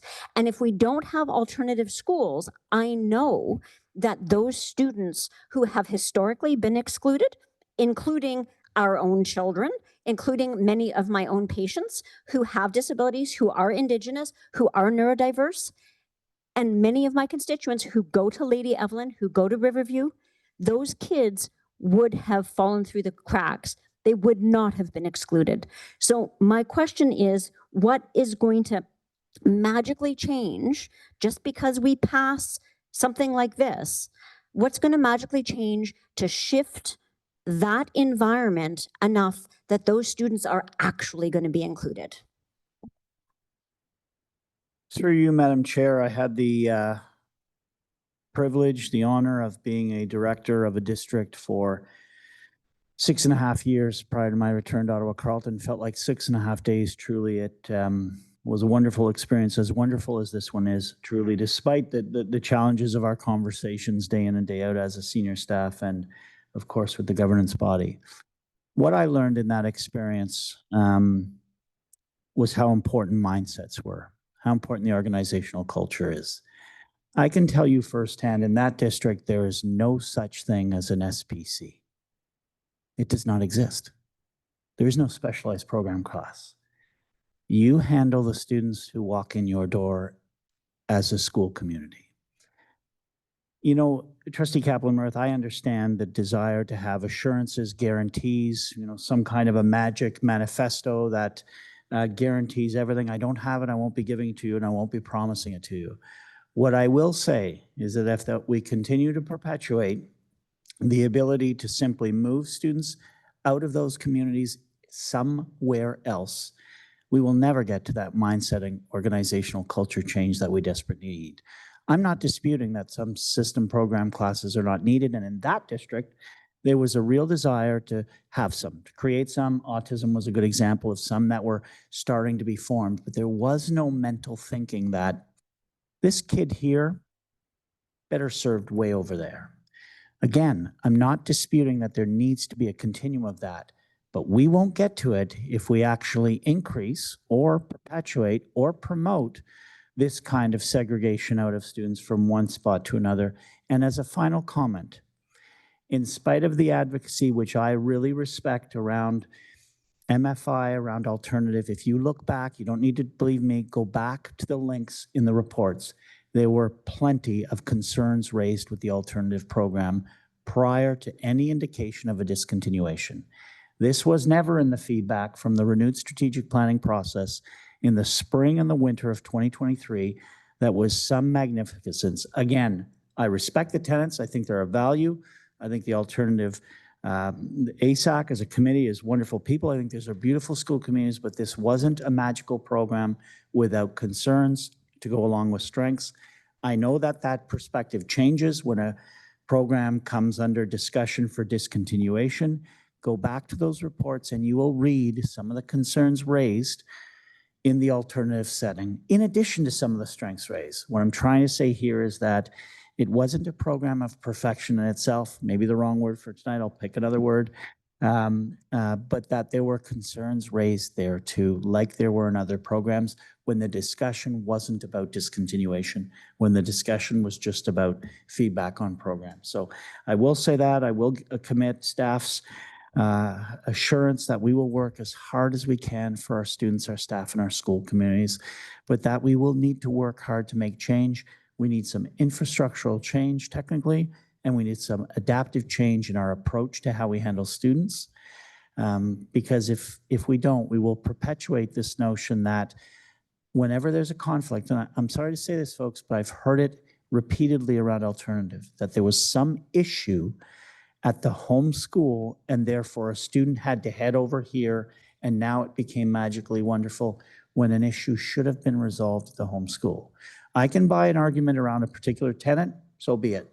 But simply moving schools because there was an issue is not a way to handle the issues that we have, and there will be issues. Well, granted, there will be issues. I guess the question, though, is that we haven't seen, and I hear you saying that it's because there was an off-ramp, because there was some alternative school that these kids could be sent to, but we haven't seen a commitment from educators, and this is no criticism of educators, but we have not seen a commitment to making sure that those students were supported in their schools. And we don't have the funding for increased professional development, and we're cutting our budgets in terms of supports that we provide in classrooms. We have more dysregulated students than ever before. We have more neurodiverse students than ever before. We have more students with special needs than ever before. And you're saying to me that educators who are already teaching to classrooms that are too large and under-resourced are going to be able to provide adequate support, and that these kids are going to be able to not just survive, but thrive. I would like to know how that is going to actually happen and what metrics we're going to use to evaluate that inclusion of students with disabilities, with special needs, those Indigenous students, those racialized students, those low socioeconomic students, those neurodiverse students in the mainstream classroom. What are we going to do to actually support them and to show that we've supported them? Thank you, Trustee Kaplan-Murphy. If you would like to be added on to third-time speakers, please let us know. And I will say I have been liberal with the time for the last couple of speakers, but I will now be cutting it off at the 3-minute mark, just so everyone knows. So I have Trustee Blackburn to confirm you would like Trustee Dixon to go before you. So I have Trustee Dixon, then Trustee Blackburn, then Trustee Bell. Through you, Chair. I think the community has spoken. I think a lot of parents want community schooling. They want their kids to be able to walk to school together. And I think we've listened to everybody. And this is going to be the hardest decision that we as trustees have to make. But I think we really need to listen to the voices, right? We haven't really heard from the Indigenous community. We haven't heard from the racialized community. Within the racialized community, they want their kids to be able to walk to school together because they cannot afford for them to not be able to. So I think this is a really tough, and we have to look at all our students. And I think I wouldn't want to be in anybody's shoe, but I think I will vote to support this because we have to think about all our students and they all need to get a good education. All right, thank you, Trustee Dixon, Trustee Blackburn, and then Trustee Bell. Thank you, Madam Chair. I'd like to call the question, please. All right, thank you, Trustee Blackburn. We're going to have to call the question now, so it requires a 2/3 vote just to confirm. All right, so all those in favor of calling the question, please raise your hand. 1, 2, 3, 4. 1, 2, 3, 4, 5, 6, 7. Donna, 7. I can't do. We need 8. And all those opposed? And the motion is defeated, so we will continue down our speakers list. So we have Trustee Bell and then Trustee Presley as third time. Thank you very much, Chair. I'm going to start off with gratitude. I know we have incredible professionals that have been working behind the scenes on this for years, and I'm very grateful for their work, for their professionalism. I'm also grateful that they heard a number of the concerns raised by my community, in particular around the boundary issues. I've heard that people are very appreciative of that. I've also heard that people are appreciative that Indigenous people's concerns have now been put on the table, and that there is a commitment to bring that back to us as trustees to ensure that Indigenous perspectives and knowledge is incorporated into all that we do. So I want to say thank you for that. I also want to say thank you to my fellow trustees. We were all elected to do the right thing. And I know we all care very, very deeply about this, and we want to ensure that our board does better. And so I thank you all for your commitment. 5 years ago, when I came on as a trustee, one of the first things that I did was to try and fight for French immersion in Cambridge Street Public School so that those students could have equal access. That to me will make a huge change in the lives of so many in my community. And for that, I'm grateful that we've finally come here. What I'm not grateful for is that it's been put up against alternative. And the thing that we're going to have to do here is have a huge leap of faith. We're going to have a huge trust in the system. And the system is going to have to build back the trust of many, many in our community, because there are so many things that I still don't have answers for. I don't know what capital investments will go into the schools. I don't have a plan of how the resources will be redistributed. I don't have an understanding of how French immersion support systems will be put in place, because they currently do not exist in language development and reading as they do for English. And I don't have the data that demonstrates that we must end the alternative program to create efficiencies in the system. I have not seen that. And so for me to be put in a position where I have to vote against an incredibly successful program in order to ensure that my community and the rest of Ottawa benefits is a very ugly position to be put in.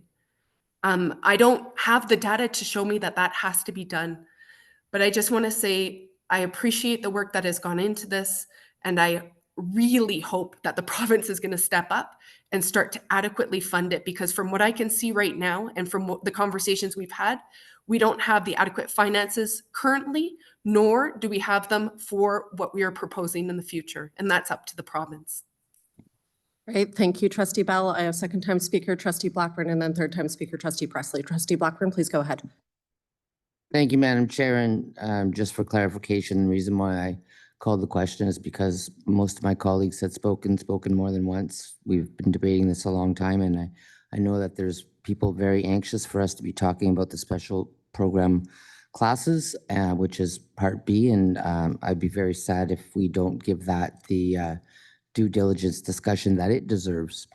I will be supporting this. I'd like to thank staff for doing all this work. Unfortunately, we're in a situation where this board is debating an issue that a previous board debated, and we're doing it again, which has happened, unfortunately, many, many times in this district. I think back to the closure of Rideau High School. That was debated by previous boards and kept going till it was finally done. And yeah, making hard decisions takes courage. Some people don't like change. I don't like change all that much, but usually when there is change, I don't get anxious about it anymore, because I know that the change is proposed for the betterment of all. And so I will be supporting this, and I look forward to passing it. Thank you very much. Thank you, Trustee Madam Chair. Thank you, Trustee Blackburn. Trustee Presley. Thank you, Madam Chair, through you. I understand I've spoken a lot this evening, and I thank you all for your patience. I agree with Trustee Blackburn in the sense that change is hard and it takes courage. It also takes courage to admit when you don't have the things you need in order to make a proper decision. Because my initial amendment was ruled out of order, you all understand what I'm going to be proposing under new business if we ever get to it. I think it's prudent for us to further explore this program. And as the director mentioned earlier, in his previous district, you have to solve the problem in the classroom because there is no alternate option. And you know what, in a perfect world, I completely agree with that. However, that is not the case we are in. And as Trustee Kaplan-Murth mentioned, we do not have the funding nor time allowances to completely retrain an entire system full of educators in order for them to have the same capacity and pedagogies in place that we have seen consistently demonstrated from the alternative program.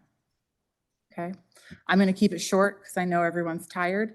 I'm not going to support this as it is. I want to support the EPR. I do think there's a lot of good in it, but I think we need to have a pause and we need to relook at some of what we've researched and do a little bit further research in order to make a truly educated and informed decision that actually supports the needs of all of our students. Thank you. All right, thank you, Trustee Presley. So we are now going to conclusion. I'm going to hand it to Trustee Jenkins for A and C recommendation, and then we will be doing a roll call vote. Trustee Jenkins. So I'm moving to close. Recommendation A and C. No wrap up required then. All right, thank you, Trustee Jenkins. So we are going to be doing a vote. We are going to do the first one with the student trustees, and then we will be doing the binding vote with all trustees. So General Manager, please take it away. So I'll first be calling the non-binding vote, including the student trustees. Student trustee Zhang, Opposed. student trustee De Stefano, Opposed.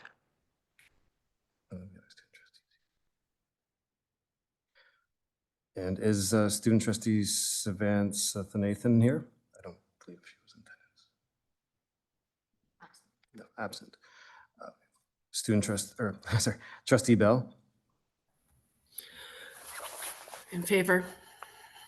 trustee Blackburn, In favor? trustee Dixon, In favor? trustee Lyra, Opposed. trustee Forty, In favor?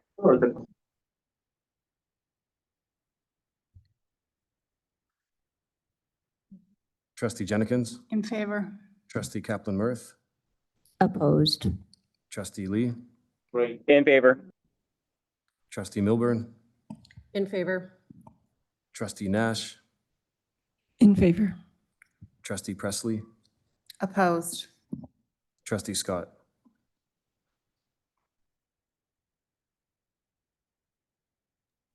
In favor? Okay.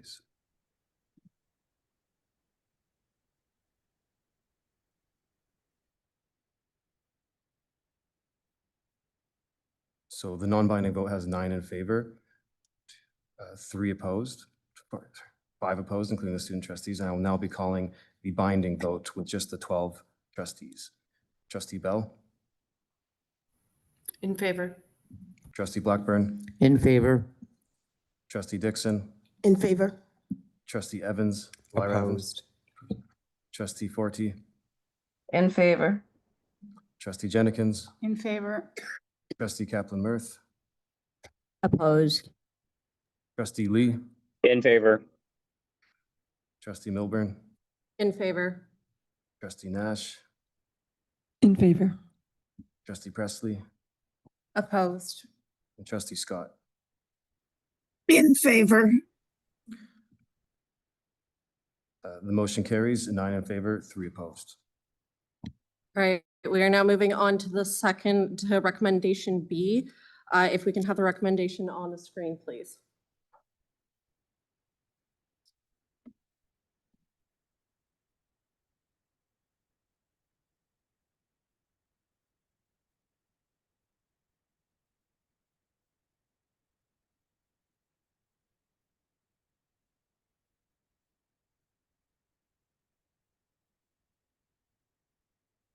Okay, so now we are talking about recommendation B, about the specialized program classes.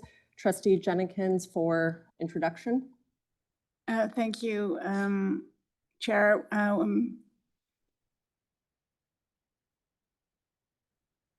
This is a very challenging part of the elementary program review, and I'm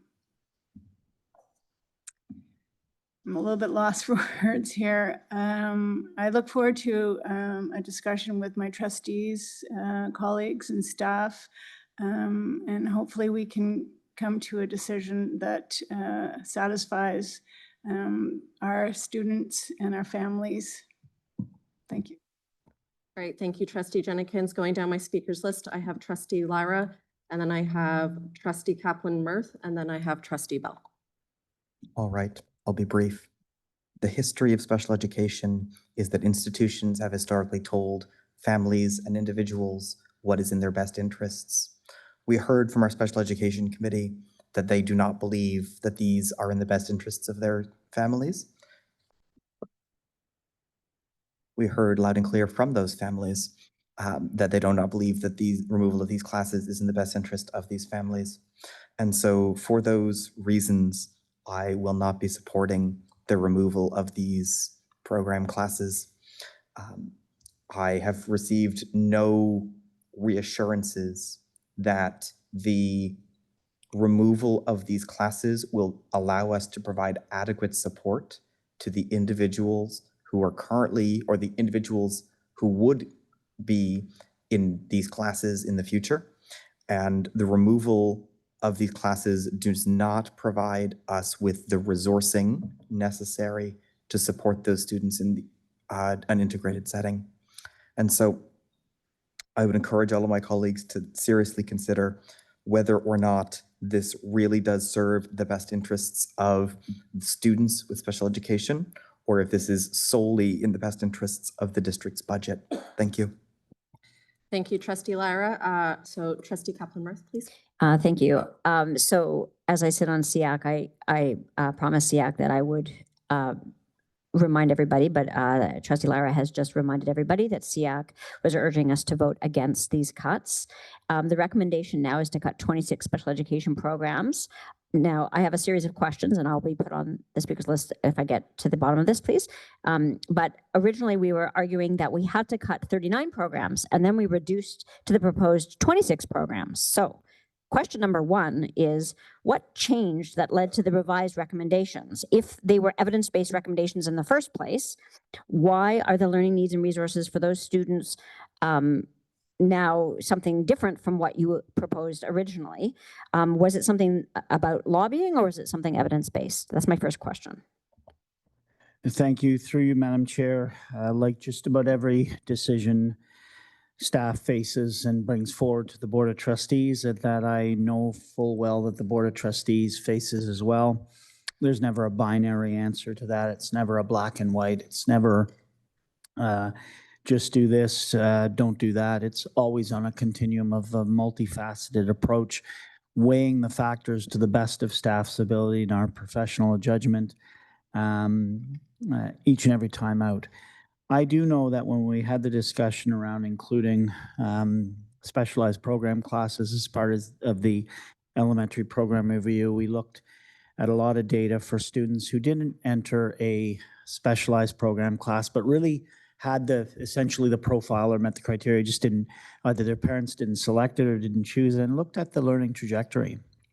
And then compared back to students that were in those specialized program classes and realized that the provision of that environment and inclusive setting actually led to greater learning outcomes. And so sometimes the harder work for us as staff is to actually ensure that inclusion takes place and that the learning outcomes are optimized, not necessarily to ensure that a specialized program class is created where at times the learning trajectory is less optimized. So it's a factor. It's not the only one, but it's a factor. Also a lot of discussion from Learning Support Services. I'm going to turn it over to Superintendent Stouch in a moment's time to give a perspective, but a lot of grappling around which specialized program classes we would recommend. There was careful consideration for these as being the mildest on balance of all of them. There were a number of them that we wouldn't and never will bring forward for potential discontinuation, but these ones in the really movement we're seeing, the data we're gathering over time, that's not perfect, but that's definitely measurable around an inclusive setting leading to more optimized learning environments, are why these 39 were initially proposed based on the feedback, much like the proposal for programming and school boundaries. We did make some adjustments to honor the feedback we received, especially in cases where we were already struggling to begin with, whether we would put that specialized program class on the table for consideration, and looked back at our struggle through the process as staff where it met the feedback that we received, and that feedback was fairly consistent. We reflected and reduced the number, understanding that this is a sensitive topic, that our parents, guardians, and caregivers advocate for their children. They want their best hopes and dreams for their kids, especially those with special needs, and landed on the 26 we put forward. No, it didn't come from outer space. It did come with a lot of thought and a lot of care. But much like the discussion around program offerings and how we're going to measure improvement over time, it's staff's best advice. It's not perfection, and it's not So I'm black just or going to white. stop you. I'm sorry. It's late and we're tired, and I don't want the rhetoric. I sit on SEAC, and I know that we had a set of proposals that you were going to close 39 programs, and then it suddenly changed to 26 programs, and there was no justification specifically given for why you made those decisions. That's what I'm asking. Sure, I'll turn over to the superintendent.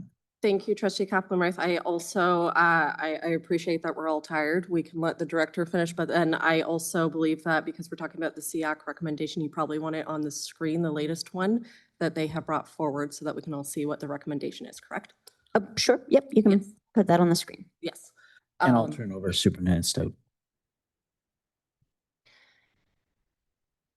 I think that we have, as the director said, we had to take into consideration the consultation, the feedback that we received. And what we heard loud and clear was concern about the complexity of the students who we would be supporting in the regular class.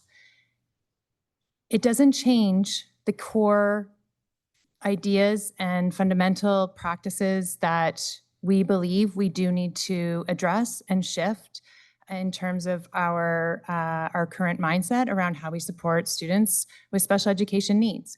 That is work that we will be doing. It is stuff that we have committed to within the implementation plan, but also that we committed to outside of that. And so the shift to the 26 was in response to the feedback that we received. We do believe that the 26 on the table, we can support those learning profiles within the regular class, as I suggest that we would have be able to support the 39 originally proposed. But we heard from the feedback that from all of the interest groups that there was concern that we were moving too quickly with those. Thank you for that. My concern is that some of the parents of the students with disabilities aren't able to provide the feedback or show up to consultations the way that others might. So for example, in conversations with parents of students who've benefited from the language learning disabilities program, I've heard very clearly their children would not have been able to succeed had they not had those programs. So I guess my next question is, most educators have minimal training in special education. That's been confirmed in my conversations with staff.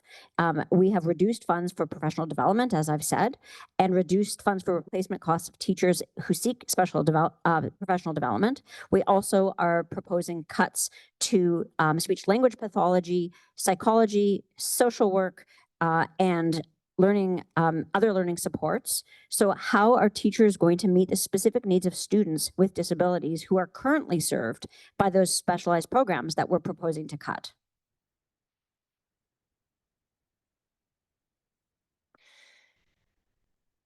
There's a lot in that question.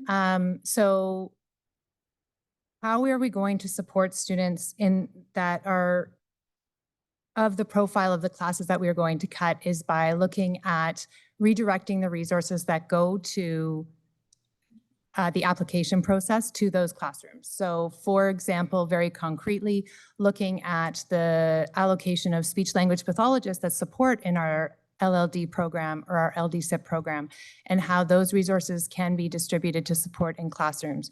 We currently have our speech language pathologists supporting, for example, an oral language fluency program in some of our kindergarten programs that helps to, with early literacy development, that helps to set them on the right trajectory. So when we have students who would have a profile of a language impairment, it might not be identified yet at kindergarten, but we would notice that sooner, and we would be able to put in supports in the kindergarten classroom, in a grade 1 classroom. We're looking at the collaboration between classroom teachers and speech language pathologists directly in the classroom. The intention is to shift that model so that direct supports to students in their current classrooms is how their learning needs would be met. Thank you. I believe that that is the intention. I don't believe that we have the ability to do that. What is going to stop educators from using soft exclusion in response to dysregulated students? What is going to happen to the students who quietly struggle, which is what one of the parents with children with a child who has language learning disabilities described her child as just quietly struggling, not the one who's demanding attention, not the one who's throwing chairs, not the one who is dysregulated, but the child with special needs who is quietly just simply not thriving. We don't have enough resources to redirect to ensure that those students are going to thrive. How are we going to even again, I mean, I've asked this question many times tonight, but what metrics are you going to use to provide evidence that those students with special needs and disabilities are actually included in classrooms and not just simply in a classroom? I'll start. Trustee Kaplan-Murphy, you raise a number of very good points. I know that Learning Support Services has a series of essentially quality program indicators for various specialized program classes in those groupings. I think that's something that's going to be the continued work for us with our staff to differentiate. I really appreciate the comment around the quiet struggler. I think it's a valid point beyond maybe a student who might be a little more dysregulated and the needs or the urgency for support is a little more visible. I think that happens in the regular classroom as well as specialized program class. I think it's the work in progress that we do as an organization that keeps us focusing on the teaching and learning environment to the best of our ability and continuing to work on professional development with our staff. Again, I'll turn it over to the superintendent. I think they're valid points you're raising, but I do think we've seen success in the inclusive setting, and I think that's something that factors into our decision-making around what we've brought forward. Thank you. I think the only thing I would add is that we know that this work is individualized. We know that it happens in every school with the special education team alongside the classroom teacher, reaching out to the central teams for support and as needed. And so while I certainly appreciate all of the concerns that are being brought forward, that is ongoing work that we continue to do and we will continue to do. When we talk about students in specialized program classes, we know that those learning needs are being met there. What we're suggesting here is that there is opportunity for inclusive practices where their needs can be met in the regular classroom, and we would continue to do, as we already do, work through those individualized needs to identify them, to target the supports, to track that support. And I think it's important to add that we are working in close collaboration with program services to really identify who those learners are as early as we can so that we can really be looking at those targeted interventions and ensuring that we are noticing when students are not progressing and then intervening in an ongoing and continual way. I want to just point out that isn't the correct motion up there because it actually was amended to say 26, not 39. So that is SEAC recommendation should say 26. We will have that corrected. Apologies. So I guess my last point around this and the reason that I will vote against these cuts is that we can't pretend that this isn't a financial decision. We are being scrutinized by the Ministry of Education. We are being pressured to cut special education services left, right, and center. We know that when we continue with our budget. Yeah. I sincerely apologize. I missed that the timer was out. If you can finish your sentence. Sure, I will just finish my sentence, but I do not trust that we can do more with less, and I do think that we are disadvantaging yet again these students with disabilities. So I will vote against these closures. Thank you, Trustee Kaplan-Murphy. I have Trustee Bell and then Trustee Forte. Thank you very much. Again, I've only heard of the positives regarding these programs, on how they have positively impacted. And I just quickly want to say, I think back to my cousin who has Down syndrome and the supports that he was able to get in British Columbia to be integrated into a class. He had almost one-on-one support 75% of the time, and that made his time very successful. I do not see a plan on how we're going to support, and I do not see the province giving us the additional resources needed in order to do this. And so I will be voting against. Thank you, Trustee Bell. And just so you know, we're hearing a bit of muffling on your microphone, just so for your awareness, if you go back on the speakers list. Trustee Forte. Yes, so just speaking about the language learning disabilities class, the learning disabilities classes that are being proposed to be phased out. I'm just curious because from my understanding with a lot of our special education classes, there is a little bit of ebb and flow as to when students need access to these types of courses. So with phasing them out and the proposal going forward to support within the actual classroom, how are we ensuring that these students are going to be supported in the mainstream classroom? And I'm just curious that if we see that more of these supports are required in the future, is there a opportunity to bring back some kind of model similar to this at a future time? Thank you, Trustee Forte, and through you, Chair. I think that the movement of students through specialized program classes is historically limited. Now, I will say that our LLD program and our LDSIP program are two programs where students do move through them, and so it's important to note that. But we do have historical data that shows a lot of our students do not actually leave the trajectory of once you enter a specialized program class, that you actually leave it. That being said, in terms of the redistribution of resources, the intention is that we would be looking at having those resources redistributed to the regular program classes so that the students are having their needs met there, alongside, as I mentioned earlier, with the redistribution of multidisciplinary support as needed, with central team support as needed. I think that we are all aware that special education is overspent in our district, and some of that is a result of the number of specialized program classes we have. When we do jurisdictional scan, we know that Ottawa Carleton is outsized when it comes to this type of class, these types of classes. And so part of something that I don't think any of us have denied is that over expenditure in special education, this is part of that. It doesn't mean that we don't all value how we spend that money, and it doesn't mean that we don't all want to spend the money in this way. The part that we do have to evaluate is, are we spending the money in the best way we possibly can? And so that is what is at the heart of this, and it's a difficult decision. We recognize that. Trustee Forte. I guess just one further comment is that it's really great to be part of a district that values special education to the point that we overspend the way that we do. Thank you. Thank you, Trustee Forte. And then on my first time speakers list for trustees, I have Trustee Scott and then Trustee Jenikins. Thank you.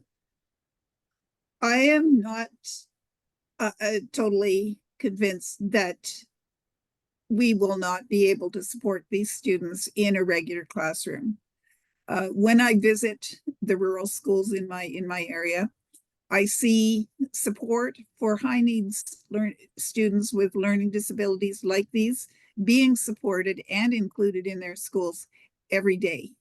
And it's not because we have necessarily a different set of teachers who all of whom have high qualifications in special education.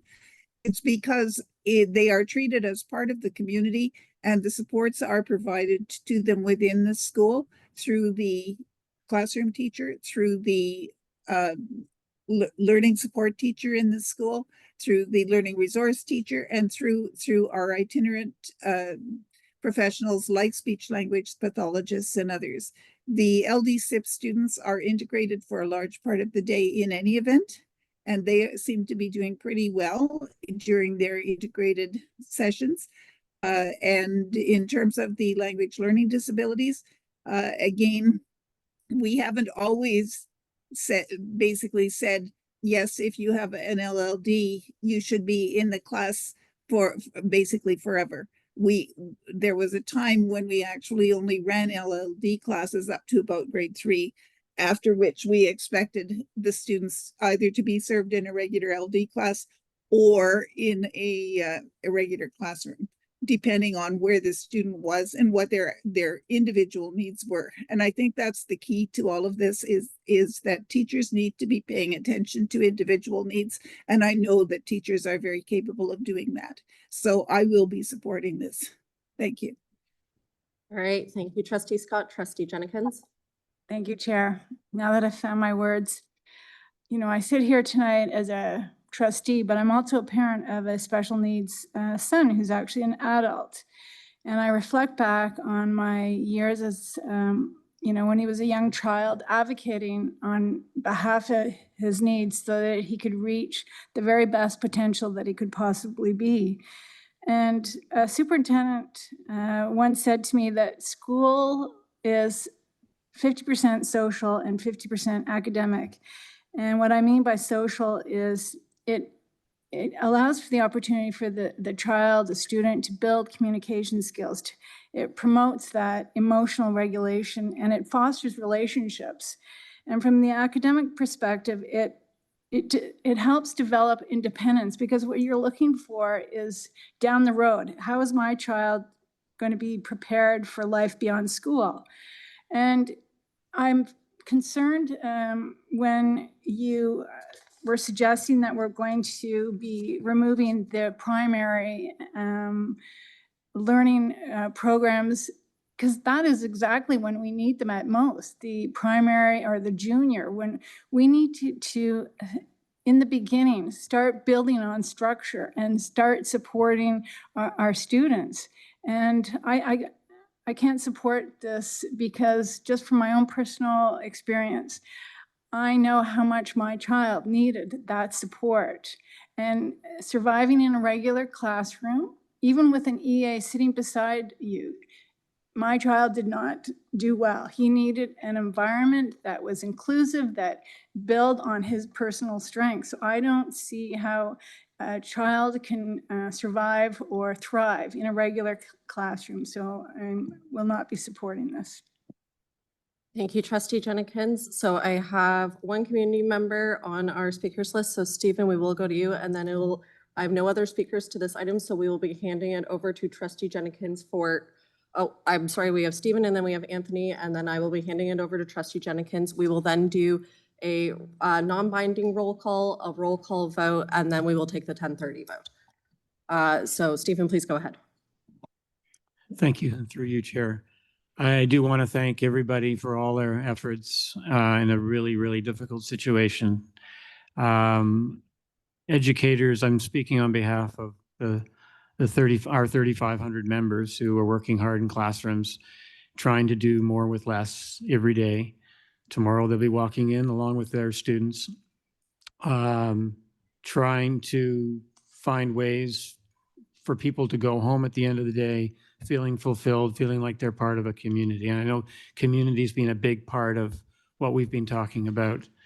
Our members are very well trained, but you can train teachers as much as you want. They're one person in a really, really challenging space often, more and more so every day. Are we really just redirecting resources, or are we actually bringing in more? Are we hiring more specialists?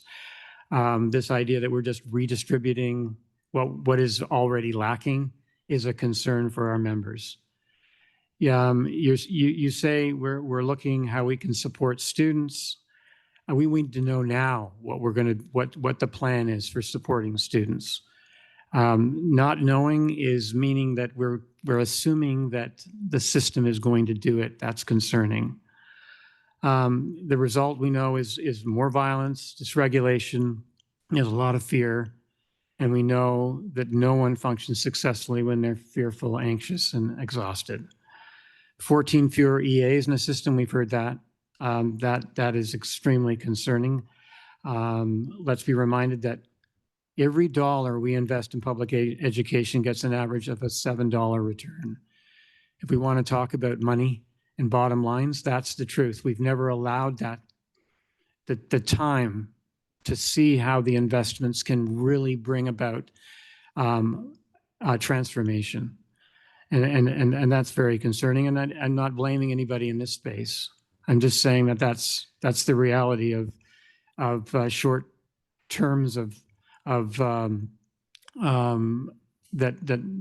trustees sit in this room 4 years at a time, or provincial governments.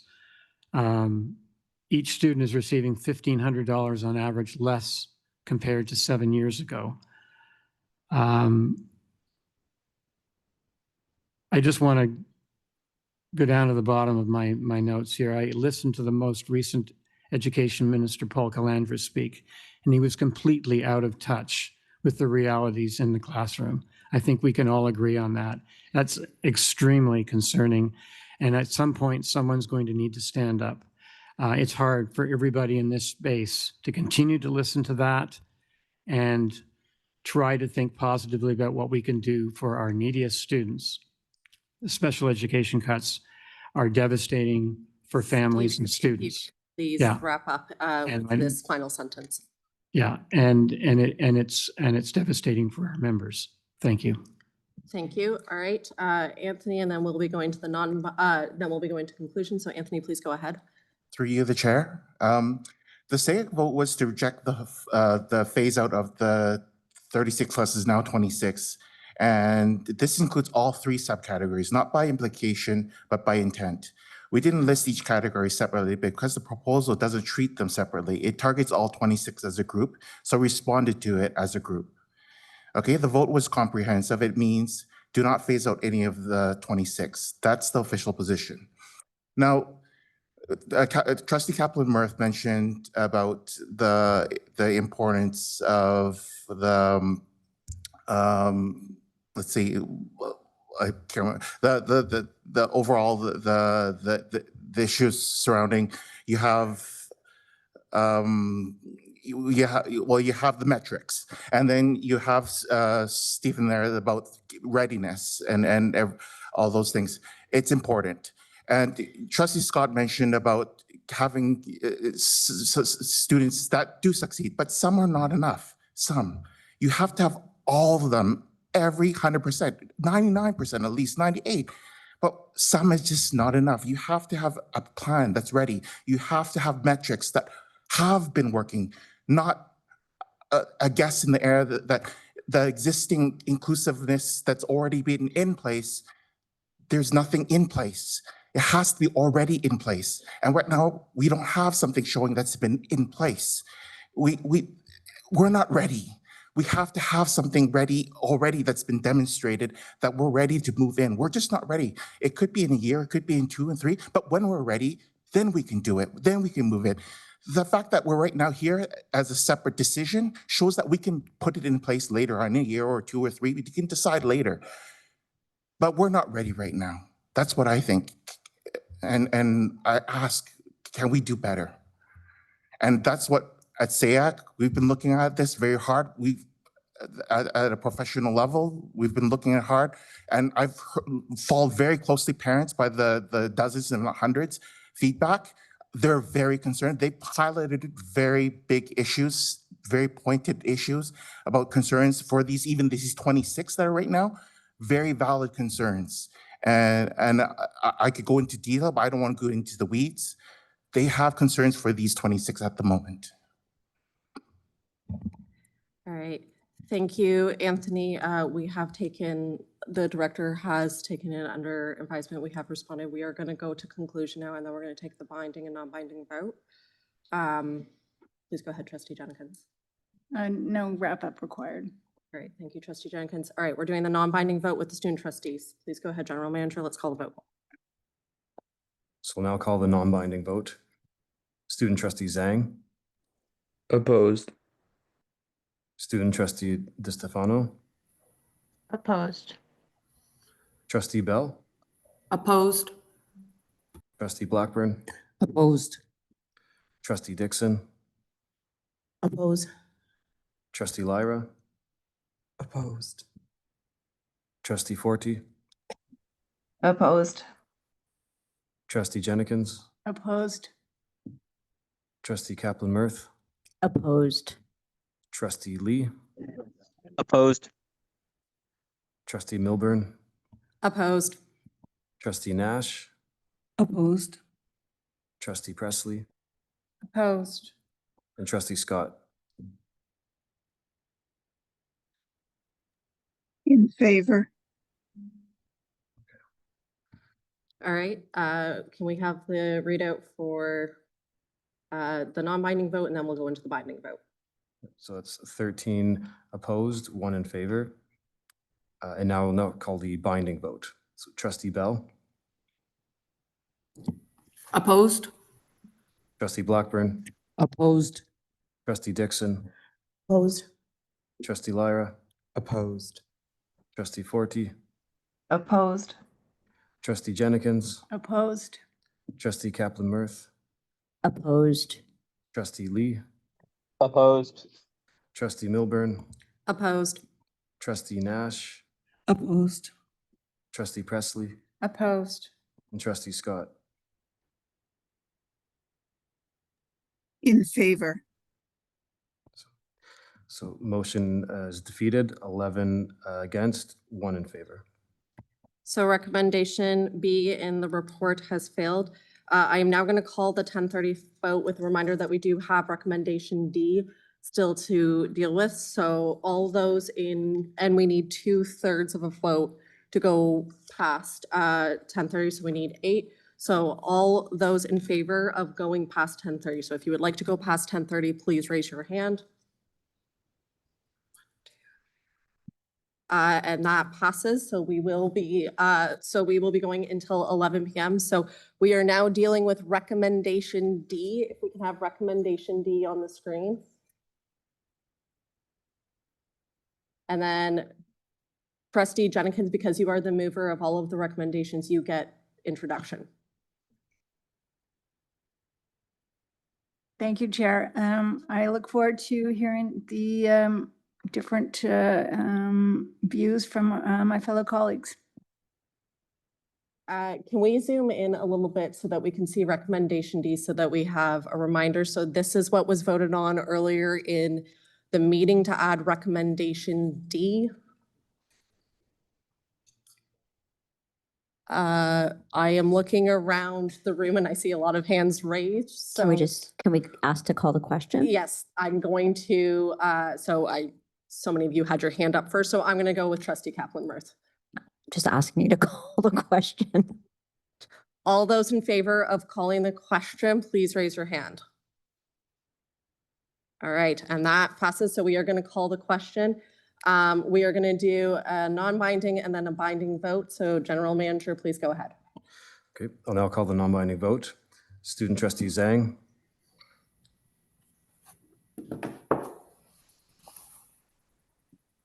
In favor.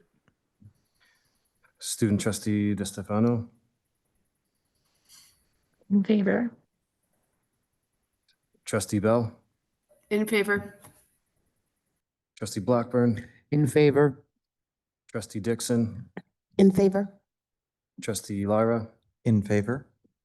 trustee Forty, In favor? trustee Jennings, In favor. trustee Kaplan Mirth, In favor. trustee Lee, In favor. trustee Milburn, In favor. trustee Nash, In favor. trustee Presley, In favor. and trustee Scott. In favor. That's 14 in favor, 0 opposed. And I will now call the binding vote. Trustee Bell, In favor? trustee Blackburn, In favor? trustee Dixon, In favor? trustee Lyra, In favor? trustee Forty, In favor? Trustee Jennings, In favor? Trustee Kaplan Mirth, In favor. Trustee Lee, In favor. Trustee Milburn, In favor. Trustee Nash, In favor? Trustee Presley, In favor. and Trustee Scott. In favor. Motion carries 12 in favor. So recommendations A, C, and D have passed and recommendation B has failed. Thank you, everyone, for the robust discussion and debate. We are now moving on to item 9, report from statutory and other committees. And I now call for a mover to receive the report of the Parent Involvement Committee dated February 12, 2025. Trustee Nash. Are there any errors or omissions to this report? Seeing none, I will now call the vote to receive the report. All those in favor? And that carries. I will now call for a mover to receive the report of the Advisory Committee on Equity dated February 24th, 2025. Trustee Blackburn, are there any errors or omissions? Seeing none, I will now call the vote to receive the report. All those in favor? And that carries. Moving on to item 10, information items. I will now call upon Trustee Scott or Jennings to provide an OPSPA report if available. No in public report. And Trustee Scott? Sorry, nothing. Thank you. Thank you. Are there any questions for Trustee Scott or Jennings? Seeing none, I will then move on to the OSTA update, and I'm going to look to Trustee Lee to provide an update if required. None required. All right, thank you, Trustee Lee. Are there any questions for Trustee Lee at this time? Seeing none, I will now move to items of new business. Are there any items of new business? Trustee Presley? Thank you, Madam Chair. Through you, as you've all received the email from me earlier today, I will be bringing forward a motion suggesting a pause in the elementary alternative program. I'll keep it short for tonight. That's all. Thank you very much. Great, thank you, Trustee Presley. Are there any other items of new business? Seeing none, I will now declare this meeting adjourned. Have a good evening, everyone.